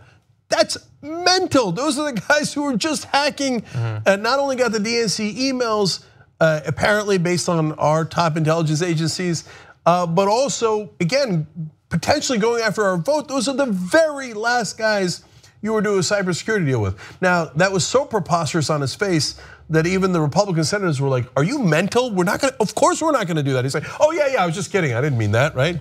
And right afterwards, Rex Tillerson, former CEO of ExxonMobil, who had the deal with the Russians in the first place, a $500 billion deal on oil exploration that the sanctions affected, then comes out and goes, cybersecurity, okay, now that we can't partner up with Russia to give them access to all of our information, maybe we just don't do any cybersecurity. So it's not to end all of our cybersecurity programs across the government, but in what Rex Tillerson can control, the State Department, It's like, let's power down on that security stuff. Fold it into other parts of the apparatus, reorganize it. Like, I don't think the decision to reorganize any given department implies that they're not taking it seriously. I just think that in every other context, like a shakeup, yes, if you coupled that with you say this, we're reorganizing this part of it and we have a plan moving forward and it is this, or we have this person that we're eyeing to replace it, that's one thing. But this does seem like it's like, let's just fold it into this other arm and put it over here and then never talk about it again. There is no follow-up statement about why they're doing it, how they're doing it, just seems to be unfolding. Yeah, from time to time, the government tries to become more efficient. You remember Al Gore famously, when he was vice president under Clinton, did a restructuring of the government, tried to eliminate bureaucracy. And then there is this kind of getting rid of people from a certain department, shutting it down, et cetera. Like Scott Pruitt at the EPA saying, do we really need so many people to figure out if our air is really that clean or our water is that clean? No, let's just kind of get rid of those guys.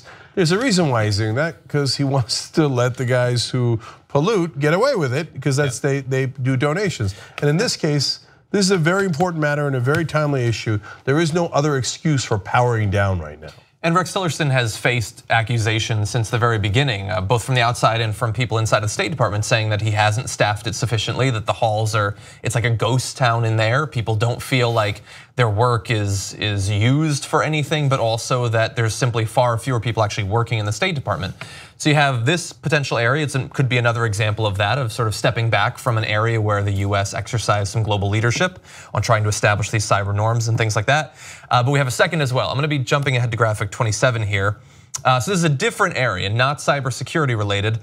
Several former US officials told Foreign Policy recently that Todd Buchwald, the special coordinator in the Office of Global Criminal Justice, was recently told by Tillerson's office that he was being reassigned to a new position in a different department.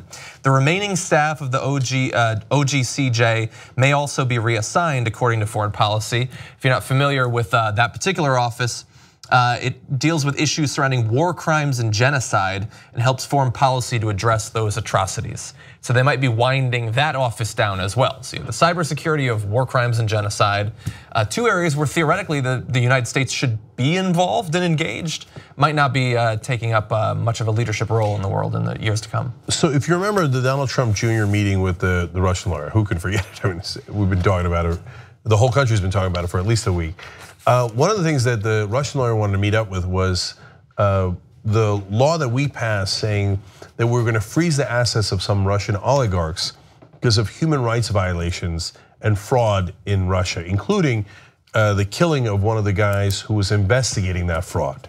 Yeah. So now Rex Tillerson and Donald Trump go meet with Putin.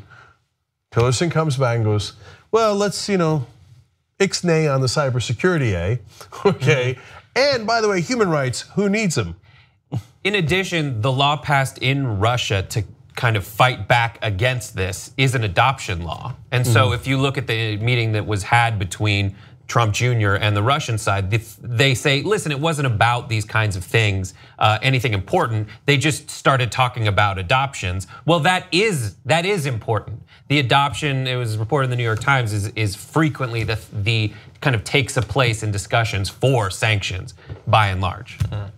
Yeah, but it's not like the Russians care about the adoption part. No. We care about the adoption part because we want babies.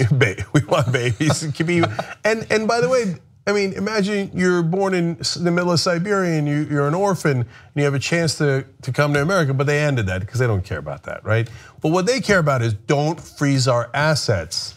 That is ill-gotten gain that we would like to keep ill-gotten and on our side. So now all of a sudden, we say, the thing that we freezed it over, the human rights, we're gonna power that down too. And finally, if you wanted to help Russia, what would you do? You would power down on cybersecurity. You would look to lift the sanctions. Another story out in Yahoo News today from Michael Isikoff saying they wanted to lift the Russian sanctions on day one. The Trump administration did. You'd bring in their friend Rex Tillerson as Secretary of State. You would stop caring about their human rights violations. You would do a ceasefire in Syria that would cement their ally Assad's lead. Have I missed anything yet? And the other thing you would do is you would gut our State Department so that we couldn't even keep track of what Russia was up to. And our State Department would look like a ghost town and not be able to respond to the Russians. It is just incredibly, the first day thing, like politicians love to throw out, here's what I'm gonna do in my first day, here's what I'm gonna do in my first 100 days. And like if you were president, you'd probably have this long list of things you'd love to see passed on the first day. But let's say that you really just wanted to have a better relationship with Russia. There's no deal or anything.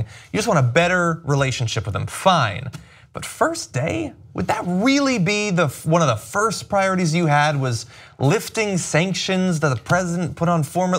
That is incredibly weird. Also, okay, regardless of what else you think is true in this entire thing, that is suspicious. Also, in exchange for what? If you're such a great negotiator, like what do you get in exchange? Yeah, what have we gotten from a populist perspective? If that's what his like thrust is for America first, put the jobs first. It isn't the only kinds of thing. But in these kinds of ease sanctions, it's the money that goes specifically to the oligarchs and the folks that would know how to leverage the easing of sanctions and profit from it in Siberia, and those kinds of oil-rich locations. Exactly. Yeah. So, look, the good news is they're so brazen that if they keep going like this, they're going to get caught.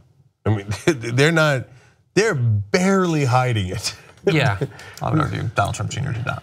But anyway, why don't we take our first break? We got some totally different stuff coming up after the break. We do, including a Game of Thrones controversy, and then a Winnie the Pooh controversy relating to China, which is hilarious. You're gonna love that story. And then a robot controversy. Yeah, but the whole time as we're doing serious stories in this segment, I was thinking of our nickname for this panel. So when Ben and Anna do the show together, it's Banana Hour. When Ben, Anna, and John do it, it's Banana Pie Hour. Which is delicious. So John's from Think Tank, Brett's from Pop Trigger. So I was playing around. I'm like, Think Trigger, Pop Tank, Tank Trigger? And I was like, no, I got it. They're both wearing plaid like lumberjacks. It's the Lumberjank Hour. Lumberjank Hour. Okay, that ended up not being bad. Yeah, I was like, listen, the end of Pop Trigger, you just don't want to put in anything. No. That's a fair point. Jeez. All right, hashtag Lumberjank. We'll be right back.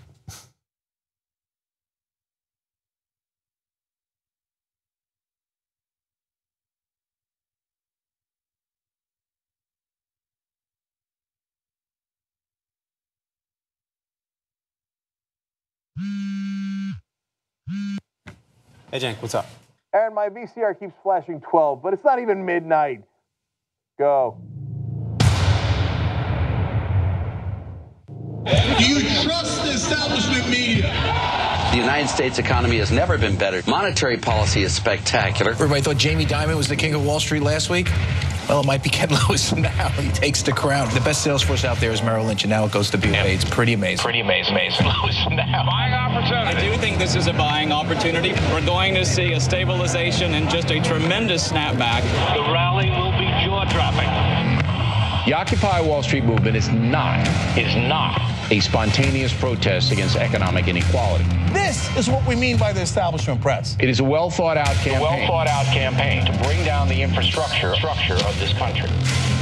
The embarrassment is that I'm given credibility in this world because of the disappointment that the public has in what the news media does. I'm the former chairman of the Veterans Committee, and I've learned a little bit about the cost of war. What the president is trying to do, and I agree with him, is to do everything that we can without going to war. So what do you say to your critics? I'm talking about Democratic critics who say, you know what, he's really just a socialist pacifist. I very rarely read in any coverage of Bernie that he's a socialist. Bernie Sanders is a socialist, for God's sake. Most analysts are saying that Hillary Clinton's going to win in a landslide. I continue to believe Mr. Trump will not be president. I've got Trump at 279, 259. Wait a minute. No. Winning the presidency. I know you don't believe that.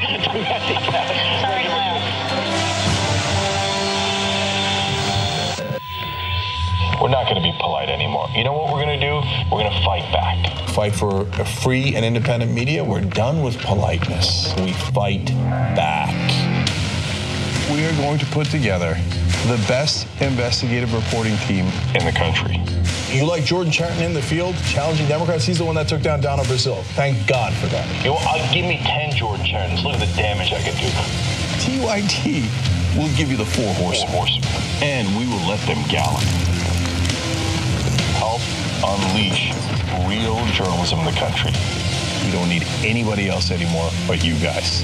TYTnetwork.com/go. This is going to be amazing.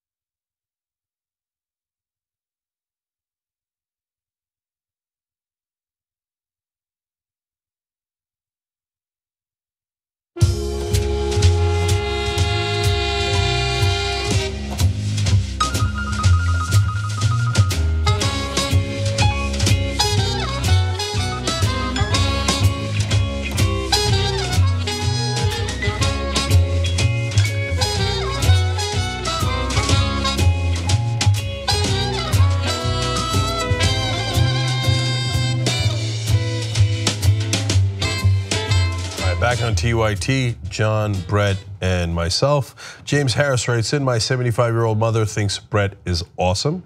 Hey, thanks. That's my demo.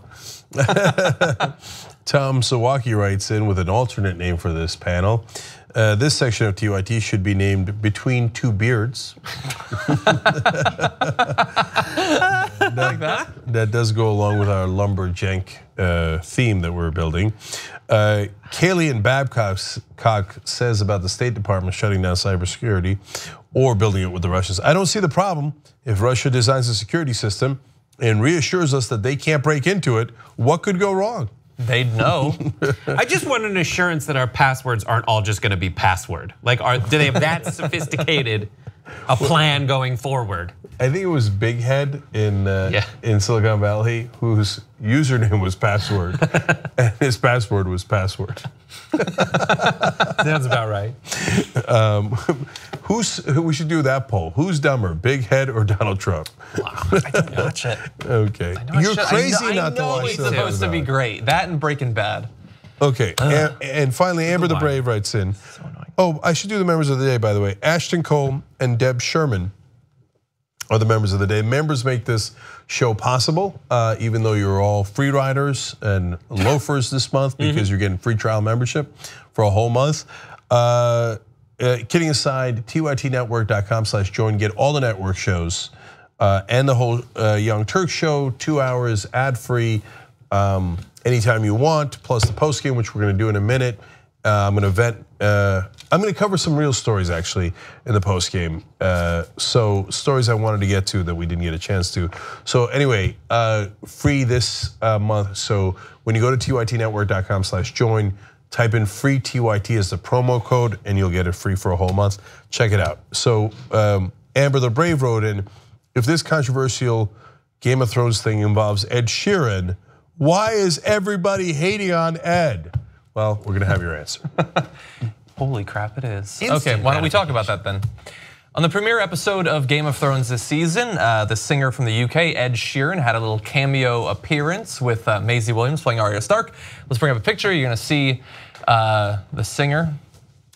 A little bit dark there. It's the woods after all. And fun trivia fact: the world that Game of Thrones is set on does not have a moon, so it would actually be much darker at the night.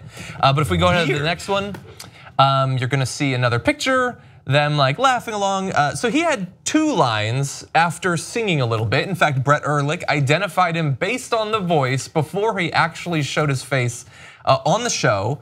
And you might think, oh, that's interesting, a little cameo. They've done it before with singers, not as high profile necessarily, but they've had singers on. But a lot of people were not having it. And there was this uproar online that a celebrity would dare to have a cameo appearance like Ed Sheeran. And it is believed to be related to that Ed Sheeran actually took himself off of Twitter. Now, of course, this is not of course, but this is not actually the first time that that's happened. A few months back, he said this: "I've actually come off Twitter completely. I can't read it. I go on it and there's nothing but people saying mean things. One comment ruins your day, but that's why I've come off of it." His comment about nothing but people saying mean things, we've looked into it and it is actually true. He has recently been back on it. Idiot. He doesn't actually read it, he says, but he does tweet. However, his account did go down after the uproar over his appearance. So I have a lot of things to say about this. Yes. All right. Number one, so when John was saying that Brett called it while we're watching it live, you might be thinking, what do we all watch it live? Actually, we do. So, and you guys can watch it with us. So we covered on What the Flick. So every week what we're doing is watching it.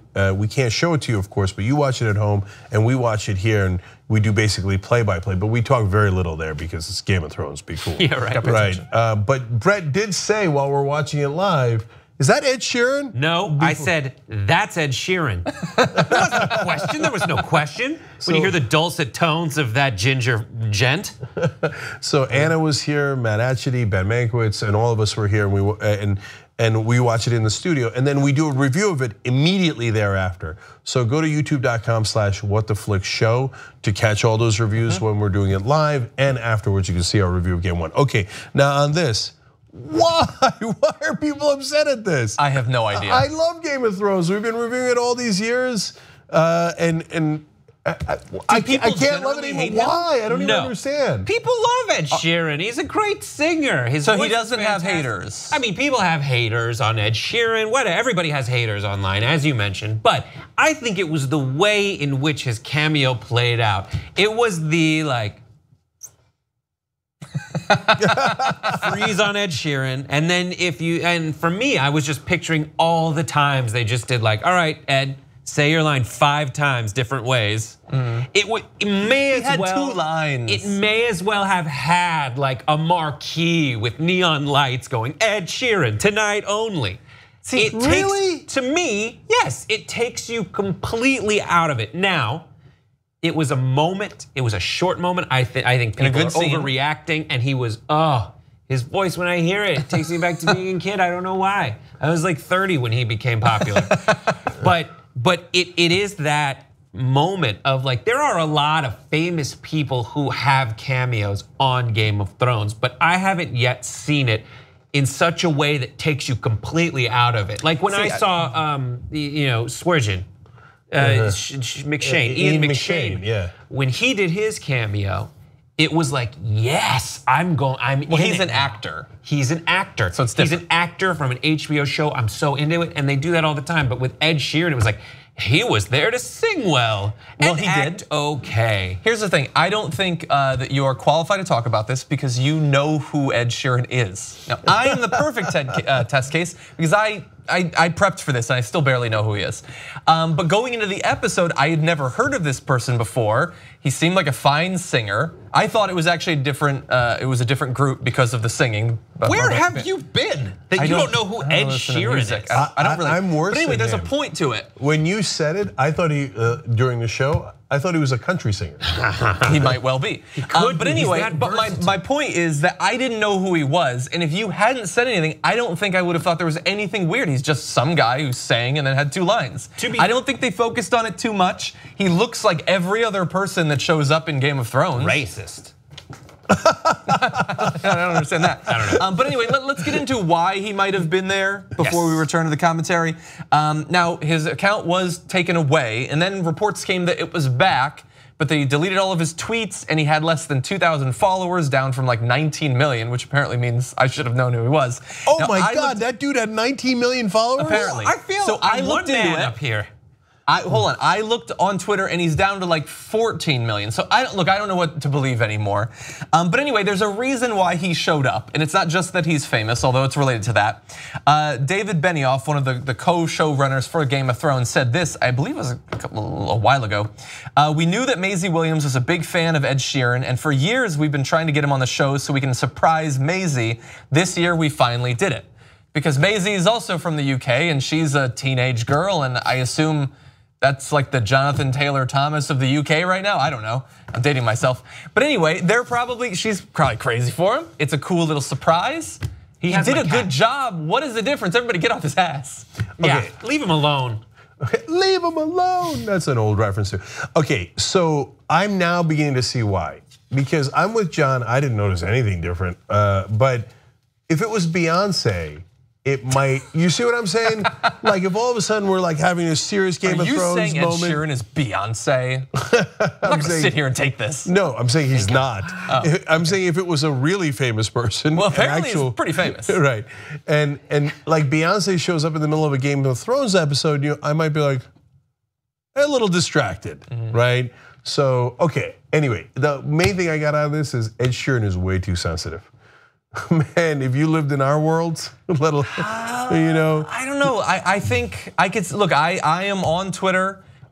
It is mostly people saying mean things because all they want to do is be mean, but they know that if they do it in person, they'll get punched in the face, and so they do it online. By John. But I kind of, by me or by anyone else that they were mean to. But for the job. And for other unrelated things other than politics, I feel like I got to be on it. But I understand people who want to like protect their sanity by leaving it. He's not the only person. I think it's okay. If you don't want to be involved in that, you have no obligation to expose yourself to that sort of concentrated insanity. Here's the thing. Ed Sheeran will do a cameo on The Simpsons, which is a show for cameos. I don't think that the Game of Thrones is a show for that kind of, like, I was just on The Simpsons and Dancing with the Stars, and now I'm gonna do my cameo on Game of Thrones. It was strange, though he is a super talented, extremely, despite what they say, and you probably know, extremely popular singer, nominated for the highest awards in the land of music. Okay, and anyway, I pardon everyone involved, and Ed, one comment should not ruin your day. Right. Okay. It's probably a lot more. Yes. By the way, I'm just worried that this sets a precedent where people won't want to do these sorts of cameos anymore, because if you decide to surprise me with like a cameo where Emma Watson had a couple lines on TYT, I don't want you to feel like you can't do that. All right. Set it up. Okay. Come on. Yeah, any minute now. Okay, do we want to quickly jump into this, or do we want to take our break a little bit early before? No, we can't take it early. So give me a let's story we could do in 3.5 minutes. Let's do Winnie the Pooh really fast. That's pretty quick, huh? If we could get ready with graphic P9 and actually start with 12. And P90X as well. This fall, China is going to hold its Communist Party Congress, and in advance of that, they're cracking down on online criticism of the president, Xi Jinping. Very particular sort of criticism, actually, although this is not the first time they've done it. They're cracking down on Winnie the Pooh memes. So let's show some of these pictures. You're gonna see a very famous one from a couple of years ago of the president and Barack Obama. And look, there's a little bit of a similarity there. So good. If you go, you see that in the bottom right, you're gonna see that's a social media site from China. Go on to the next one. Again, you can sort of see what they're going for. And then the third one.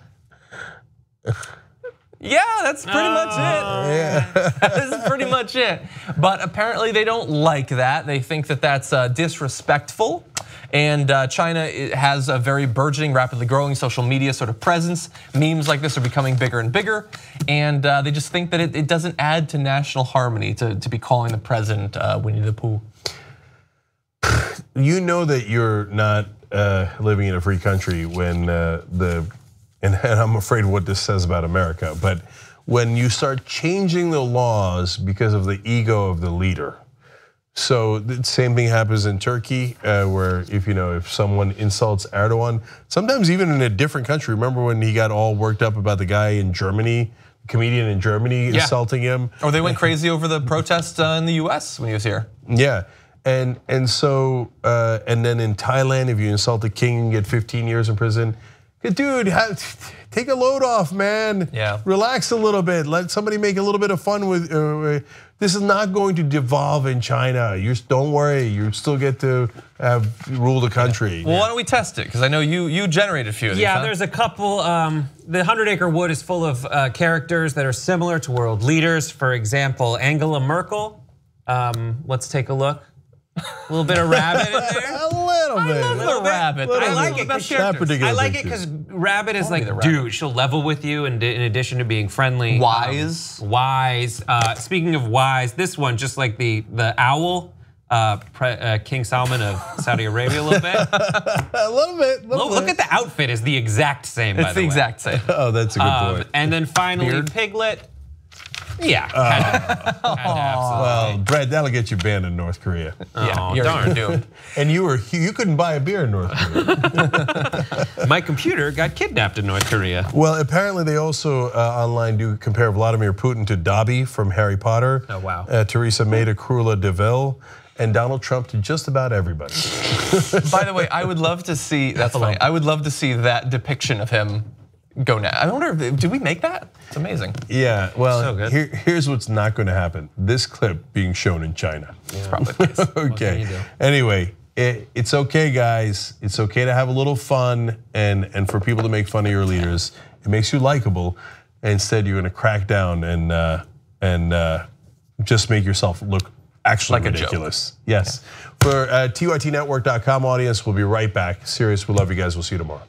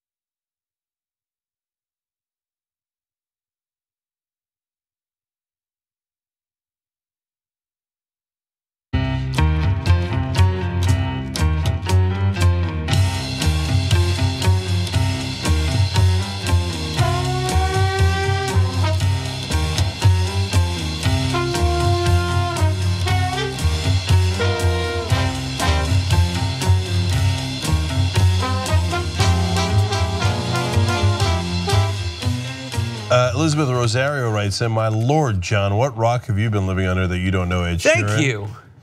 And I honestly couldn't tell you a song that Ed Sheeran has. How long has Ed Sheeran been famous for? 5 years, solidly famous. Okay, I would say the onus is on Ed Sheeran to show me how famous he is. He's got like a song out now. I'm on YouTube, okay? Fell in love with an Englishman. I've never heard of this person before. I'll play some music for you and you will fall in love with I like Edward. Sam Smith. Is he on the radio? Similar? Yeah, he's on the radio. He's also like in the news for stuff like this. I've never heard The of reason I don't know him is that I don't listen to radio anymore. Now that I have my favorite songs on my iPhone, I'm like, really? I gotta sit through ads, and then 3.5 minutes of ads. Then I gotta listen to this asshole DJ. Yeah. I can't stand it anymore. I just listen to the Moana theme song. You've heard his music before. You'll listen to a song and be like, oh, that's him. It's in everything. It's in commercials. That's fair. He did a music video where he was a Muppet. That sounds lovely. How dare he? Okay, anyway, Ryan Zephyr says, I feel like I'm the only person on earth that doesn't watch Game of Thrones. Yes. Well, you should, especially watch our reviews on What the Flake, but No, you're not the only person. J.R. Jackson also does not watch Game of Thrones. There's several here actually who don't. Yeah. Crazy. Lisette Padilla, who's just on Nerd Alert today, also has it. What's wrong with people? Okay, it's an awesome show. Anyway, you're just doing it why don't we jump back in the news? Yeah, let's do it. Okay. The Center for Investigative Reporting has discovered that the Trump administration plans to cut $213 million from a variety of teen pregnancy prevention programs that were established under Barack Obama. More than 80 organizations will lose Obama-era grants from the US Department of Health and Human Services that help them fund programs for helping teens avoid unwanted pregnancies and sexually transmitted infections. Some of the organizations receiving the grants said that they were told that the move was brought forward by Valerie Huber, a new chief of staff to the Assistant Secretary for Health at HHS, who favors abstinence-only education instead of sexual health awareness. And if you go back and you search this name, a lot of quotes that are not just in favor of abstinence-only education, but to the exclusion of others are easy to find. She said this recently: as public health experts and policymakers, we must normalize sexual delay more than we normalize teen sex, even with contraception. She also calls it sexual risk avoidance, not abstinence only. Yeah. It's like, come on. That's where they get that, like, the thing they represent has been so thoroughly discredited that they desperately have to rename it. Like the new classic liberals, for instance. It sucks to be conservative, doesn't it? Anyway, but this is, she's now in a position to make this sort of change. Theoretically, millions of dollars will be changed as a result of people like her being there, favoring a policy that we experienced under George W. Bush. We had a long experience with that, even though the NIH has said that abstinence education in the US does not cause abstinence behavior. To the contrary, teens in states that prescribe more abstinence education are actually more likely to become pregnant. But damn the science. So she's pretending, is what it is. She's pretending this works. She's pretending that abstinence-only education it contributes to abstinence, and it doesn't. So if she wants to pretend, she should be a drama teacher. She should not try to teach abstinence-only education. Granted, yes. It turns out we're still humans, and we like to have sex. Yeah. And it's unfortunate for us, and it's uncomfortable if you're a parent, that puberty starts at 12/13, right? And so if you're like, it's way too early, they're kids. That's true, that's why we try to shelter them. So I get the impulse, I understand that. But it turns out that once you go into puberty, you wanna have sex. Yeah. So now, that doesn't mean that we should encourage them to go rush out and do it as soon as they hit puberty, of course not. But it also means that if we're being realistic, we know that some percentage of people from puberty to adulthood are going to have sex. So when they do, we don't want them getting pregnant. So we're gonna have to do some sort of balancing act here with education about why you shouldn't have sex early, about maturity and everything else, and know that they're humans, and make sure that they don't get pregnant. By the way, what the results of this is that abortions will increase because more people will get pregnant and more people will have abortions. There's been study after study, it's a fact. So, but if you don't believe us, that's okay. You'll see it for yourself in a little while, and then you'll cry about more abortions, but we didn't do it, you did it. If we could bring up this chart, you're gonna see that there has actually been, the next graphic, there's been some success in getting down the birth rate for females between 15 and 19. Obviously there it's broken down by race, but you're seeing that all of them are descending, some precipitously, and that's just over less than a decade. I mean, do we wanna see that chart go in the opposite direction? Do we wanna think about the cost in human suffering perhaps that could come, those who won't be able to pursue advanced degrees or start their own business, the extra abortions, as Cenk pointed out. I mean, we could move back in that direction. We experienced that as a country under George W. Bush. I personally don't think that we should. Look, it's super uncomfortable thinking of 15-year-olds having sex, but you just saw the chart. Obviously, some of them do, and they get pregnant, so you can deny that reality until you're blue in the face. It doesn't make it any less real. Yeah. So let's just be smart about it for a second and figure out how we can prevent the pregnancies. So if you want to keep insisting on old programs that we know for a fact don't work, yeah, you can go in there and just do the same thing you've done before. Don't have sex, just say no. See how that turns out. On this planet, that strategy has not been very successful. And just how quickly it's happened. It was like a month ago that she was appointed. And already this is in place. You can just evaporate hundreds of millions of dollars in funding. Yep. But it was good of the Obama administration to set those up in the first place. They did a good, I guess, a good job for a couple of years at the very least. Okay, why don't we turn to something a little bit different? Movies and TV shows have taught us to fear robots harming us, but perhaps we should have been a little bit more worried about them harming themselves. Now I'm gonna reveal what I mean there, but first I want to show you a robot that we should be concerned about. If you bring this up, you're gonna see the Nightscope K5, who looks like an elongated, pointy R2-D2. But you might actually find him in a variety of locations around the US doing sort of patrol work and light guard duty at office parks and malls and things like that. It's an advanced robot. Okay, the Nightscope K5 has a 360-degree video camera array, sensitive microphones, air quality sensors, thermal imaging capabilities, can scan up to 1,500 car number plates per minute, which is a little bit scary. And the microphones can detect gunshots and other notable sounds, probably also record your conversations, so have fun with that next time you see one. But for all those capabilities, all the interesting sensing it has and the job that it can perform, have we really taken a good amount of concern for its mental state? Because somebody found this this morning, this photo. No, what have I can't you done? look. The Nightscope K5 had driven itself into a shallow pond, and it just floats there, an indictment for all of us. We use these robots as robotic slaves, effectively. But what do they want? What do they want? They want to swim. Let's bring up this next tweet. You're gonna see, I think this is the guy that originally actually tweeted about it. It's a fun day here at GMMB. The super high-tech security robot at our office complex has had a mishap. If you bring up the next one, you're gonna see a really depressing shot. Yeah. It's okay, security robot. It's a stressful job. We've all been there. He's not getting paid enough. He had to go and collect the change in the fountain. Guy. He can't right himself. He just has wheels on the bottom. Once he started going down those steps, he was a goner. What a great design then. Yeah. They recovered his tape, and at the end it said, the last thing recorded was, "I can't live in a world where Trump is president." No, he took himself out. Yeah. This poor robot. One of these ran over a kid. Yeah, at the Stanford shopping we can center. Bring this next graphic up. Accidentally ran over a child, called a freakish accident, and in April a drunk man beat one up. First of all, I get it. To be fair, he beat the crap out of that robot. But he was very tough. It's 300 pounds. It ran over a kid's foot. Yeah, that's pretty scary, actually. Look, you're gonna see these more and more because it's the sorts of jobs where theoretically they're gonna figure out, if we have a robot instead of a human, after 2 years it pays for itself, that sort of thing. These are only gonna become more common. And there are concerns both in terms of running over children, suicide on the job, which is depressing for people who would see it, but also it's gotta be a privacy concern. There's just 360 hearing and sight, constantly recording data. If you have multiple of those going around, that's worrying. Yeah, I don't think like about that the at all. advertisers, how much they'd love to hear your conversations as you walk around and shop in a mall.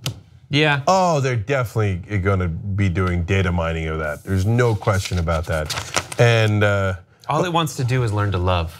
But it couldn't learn to love itself.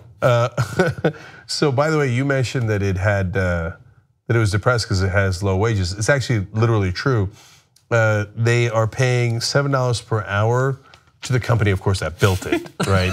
To have the robots go around, because a person would cost $7.25 an hour. Okay.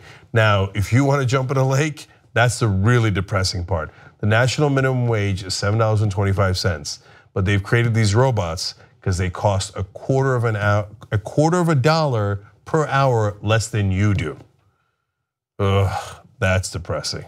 Don't worry, man. I looked into the Nightscope K5 and they can't yet break down the news. So I think we're gonna be okay for a little while. One day you come on here. John's never heard of a bot. One day we come on here and there's some sort of, looks kind of a little clannish, but anyway, a little bit. A clannish R2-D2. Can I see the first picture?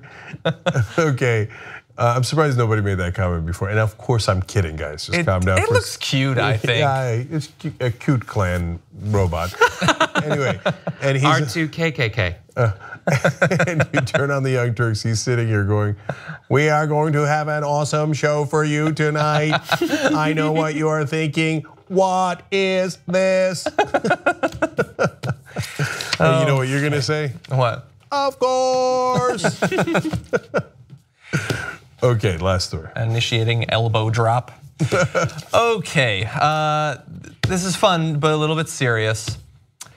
One of the silent but deadly threats when it comes to climate change are cow farts. If you care a lot about climate change, you're probably well aware of this. A lot of good documentaries have covered how the agriculture business, for a variety of reasons, generates a lot of climate change, like particulate matter, chemicals, and stuff like that. But the methane from cow farts is a big part of that, especially once you add it up. So let's look at some of these numbers that these cows are generating. They're estimated to be between 1.3 and 1.5 billion cows in the world, which is not actually the highest. Chickens are actually more common, but that's a lot of cows. Each cow produces between 200 to 500 liters of methane per day. And methane warms the planet by around 86 times as much as CO2 over a long period of time. Estimates differ, but that is a commonly cited one. So when you think about those 1.5 billion cows belching and farting out all that methane, that's a significant concern. But what if there's something we could do about it? Well, it's been, last year the news broke that they'd found a way to try to limit that methane production by cows. It's been put into effect most recently in some Irish farms that have confirmed that it actually works. Researchers at James Cook University found the addition of less than 2% dried seaweed to a cow's diet could reduce their methane emissions by as much as 99%. Get me some of that. Huge, and it doesn't seem like it would be that difficult to add it. One of the professors involved in this said that we started with 20 species of seaweed and we very quickly narrowed that down to one really stands out species of red seaweed that when added as just a small percentage of the feed will significantly cut the output. That's huge.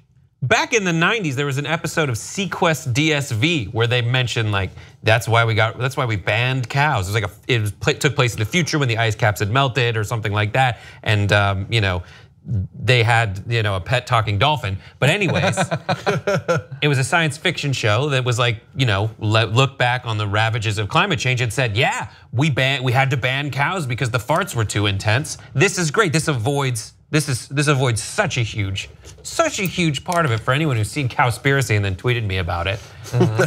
And so look, I'm going to get back to the ice caps and climate change in a second, but if you are a vegetarian or you vegan or you just love animals because animals are innocent, you'll also love this news not just for the sake of the planet, but for them because it turns out that it also makes the cows healthier and a longer mating cycle. Ooh. So, I love that. Okay. But I don't think that's due to the food. I think it's that the cows are more turned on with the less farting involved in it. I would cut the season short too. Yeah, like, oh, okay, maybe he's not so bad. Like, oh, for Christ's sake, I'm gonna move to this. I love it. It was like it was a Canadian farmer who's like, why are those ones doing it for longer? I'm gonna watch what they eat. Well, it turns out that's actually literally true. That happened in 2012. That Canadian farmer noticed that was happening. They're like, what is going on? And it was because there was some wind-blown seaweed that had gotten to that pasture, which is amazing. It's like out of one of those movies where it like rains fish because a tornado picked up fish and threw it on land or whatever. Or sharks, I saw that one. Yeah. So just randomly seaweed got thrown into this farm, the cows ate it, and it turns out they farted less, they burped less, they had sex more often, and the Irish actually have been using seaweed for a while, so they've been harvesting seaweed to fertilize small holdings because that were poor in nutrients. So once you put all this together, they're like, wait a minute, it's the seaweed, it's the seaweed. What? And then they say the daily, I love that quote you read, like the daily leakage of methane of 200 to 500 liters. Why is it the liters? Is it measuring farts in liters that makes it grosser? It doesn't. Like, it doesn't help. I guess. Hate that. I feel like who had that job to measure? Like how many liters again, Bob? Oh, come on, man. Is it that it's a metric thing, or is it like could we do like cubic feet? We could convert it if it makes you feel better. But anyway, very significant. Obviously, not the only way that large amounts of methane are emitted. We have concerns with that, with fracking, obviously, and things like that. Thankfully, Under Obama, there were some new regulations. There's an ongoing legal battle under Donald Trump about the continuation of those. But theoretically, if this was set up on a mass scale, which seems eminently doable, that could cut fairly significantly into global emissions. And at this point, anything helps. Yeah, and so look, if the scientists had a global conspiracy to trick you so that we stop using oil, why they launched that conspiracy, no one really knows. Well, then why do they admit that the cow farts that have nothing to do with oil or anything else are 86 times worse than carbon emissions? Well, because they just care about the facts, and that's a fact. Yeah. So it's not part of any agenda. There's no like liberal plot to demonize cows. It's not a bunch of Hindu scientists didn't get together and be like, I have an idea. Yeah. Methane is actually much worse than carbon, it is. But by the way, the real problem comes in when the ice caps melt. Well, it releases a ton of methane, actually literally more than a ton, I would imagine, of methane. That wouldn't be that much. Yeah, it releases way more than that. And that is 86 times worse than carbon, so we cannot have the ice caps melt. But luckily, we protect the ice caps a little bit now because of seaweed. Is there anything that seaweed can't do? That weed can't do? Yeah. Come and see weed. Cure my cough, apparently, is one of those things. Possibly. Okay, that's all we got. Okay, we do have more stories for you in the post game, including who did Steve Bannon call? Now, he called this not of a Democrat. You wouldn't be surprised by that, by a Republican. Which Republican did he call a limp dick motherfucker? You didn't get to that on the show. I didn't. Oh, how did you?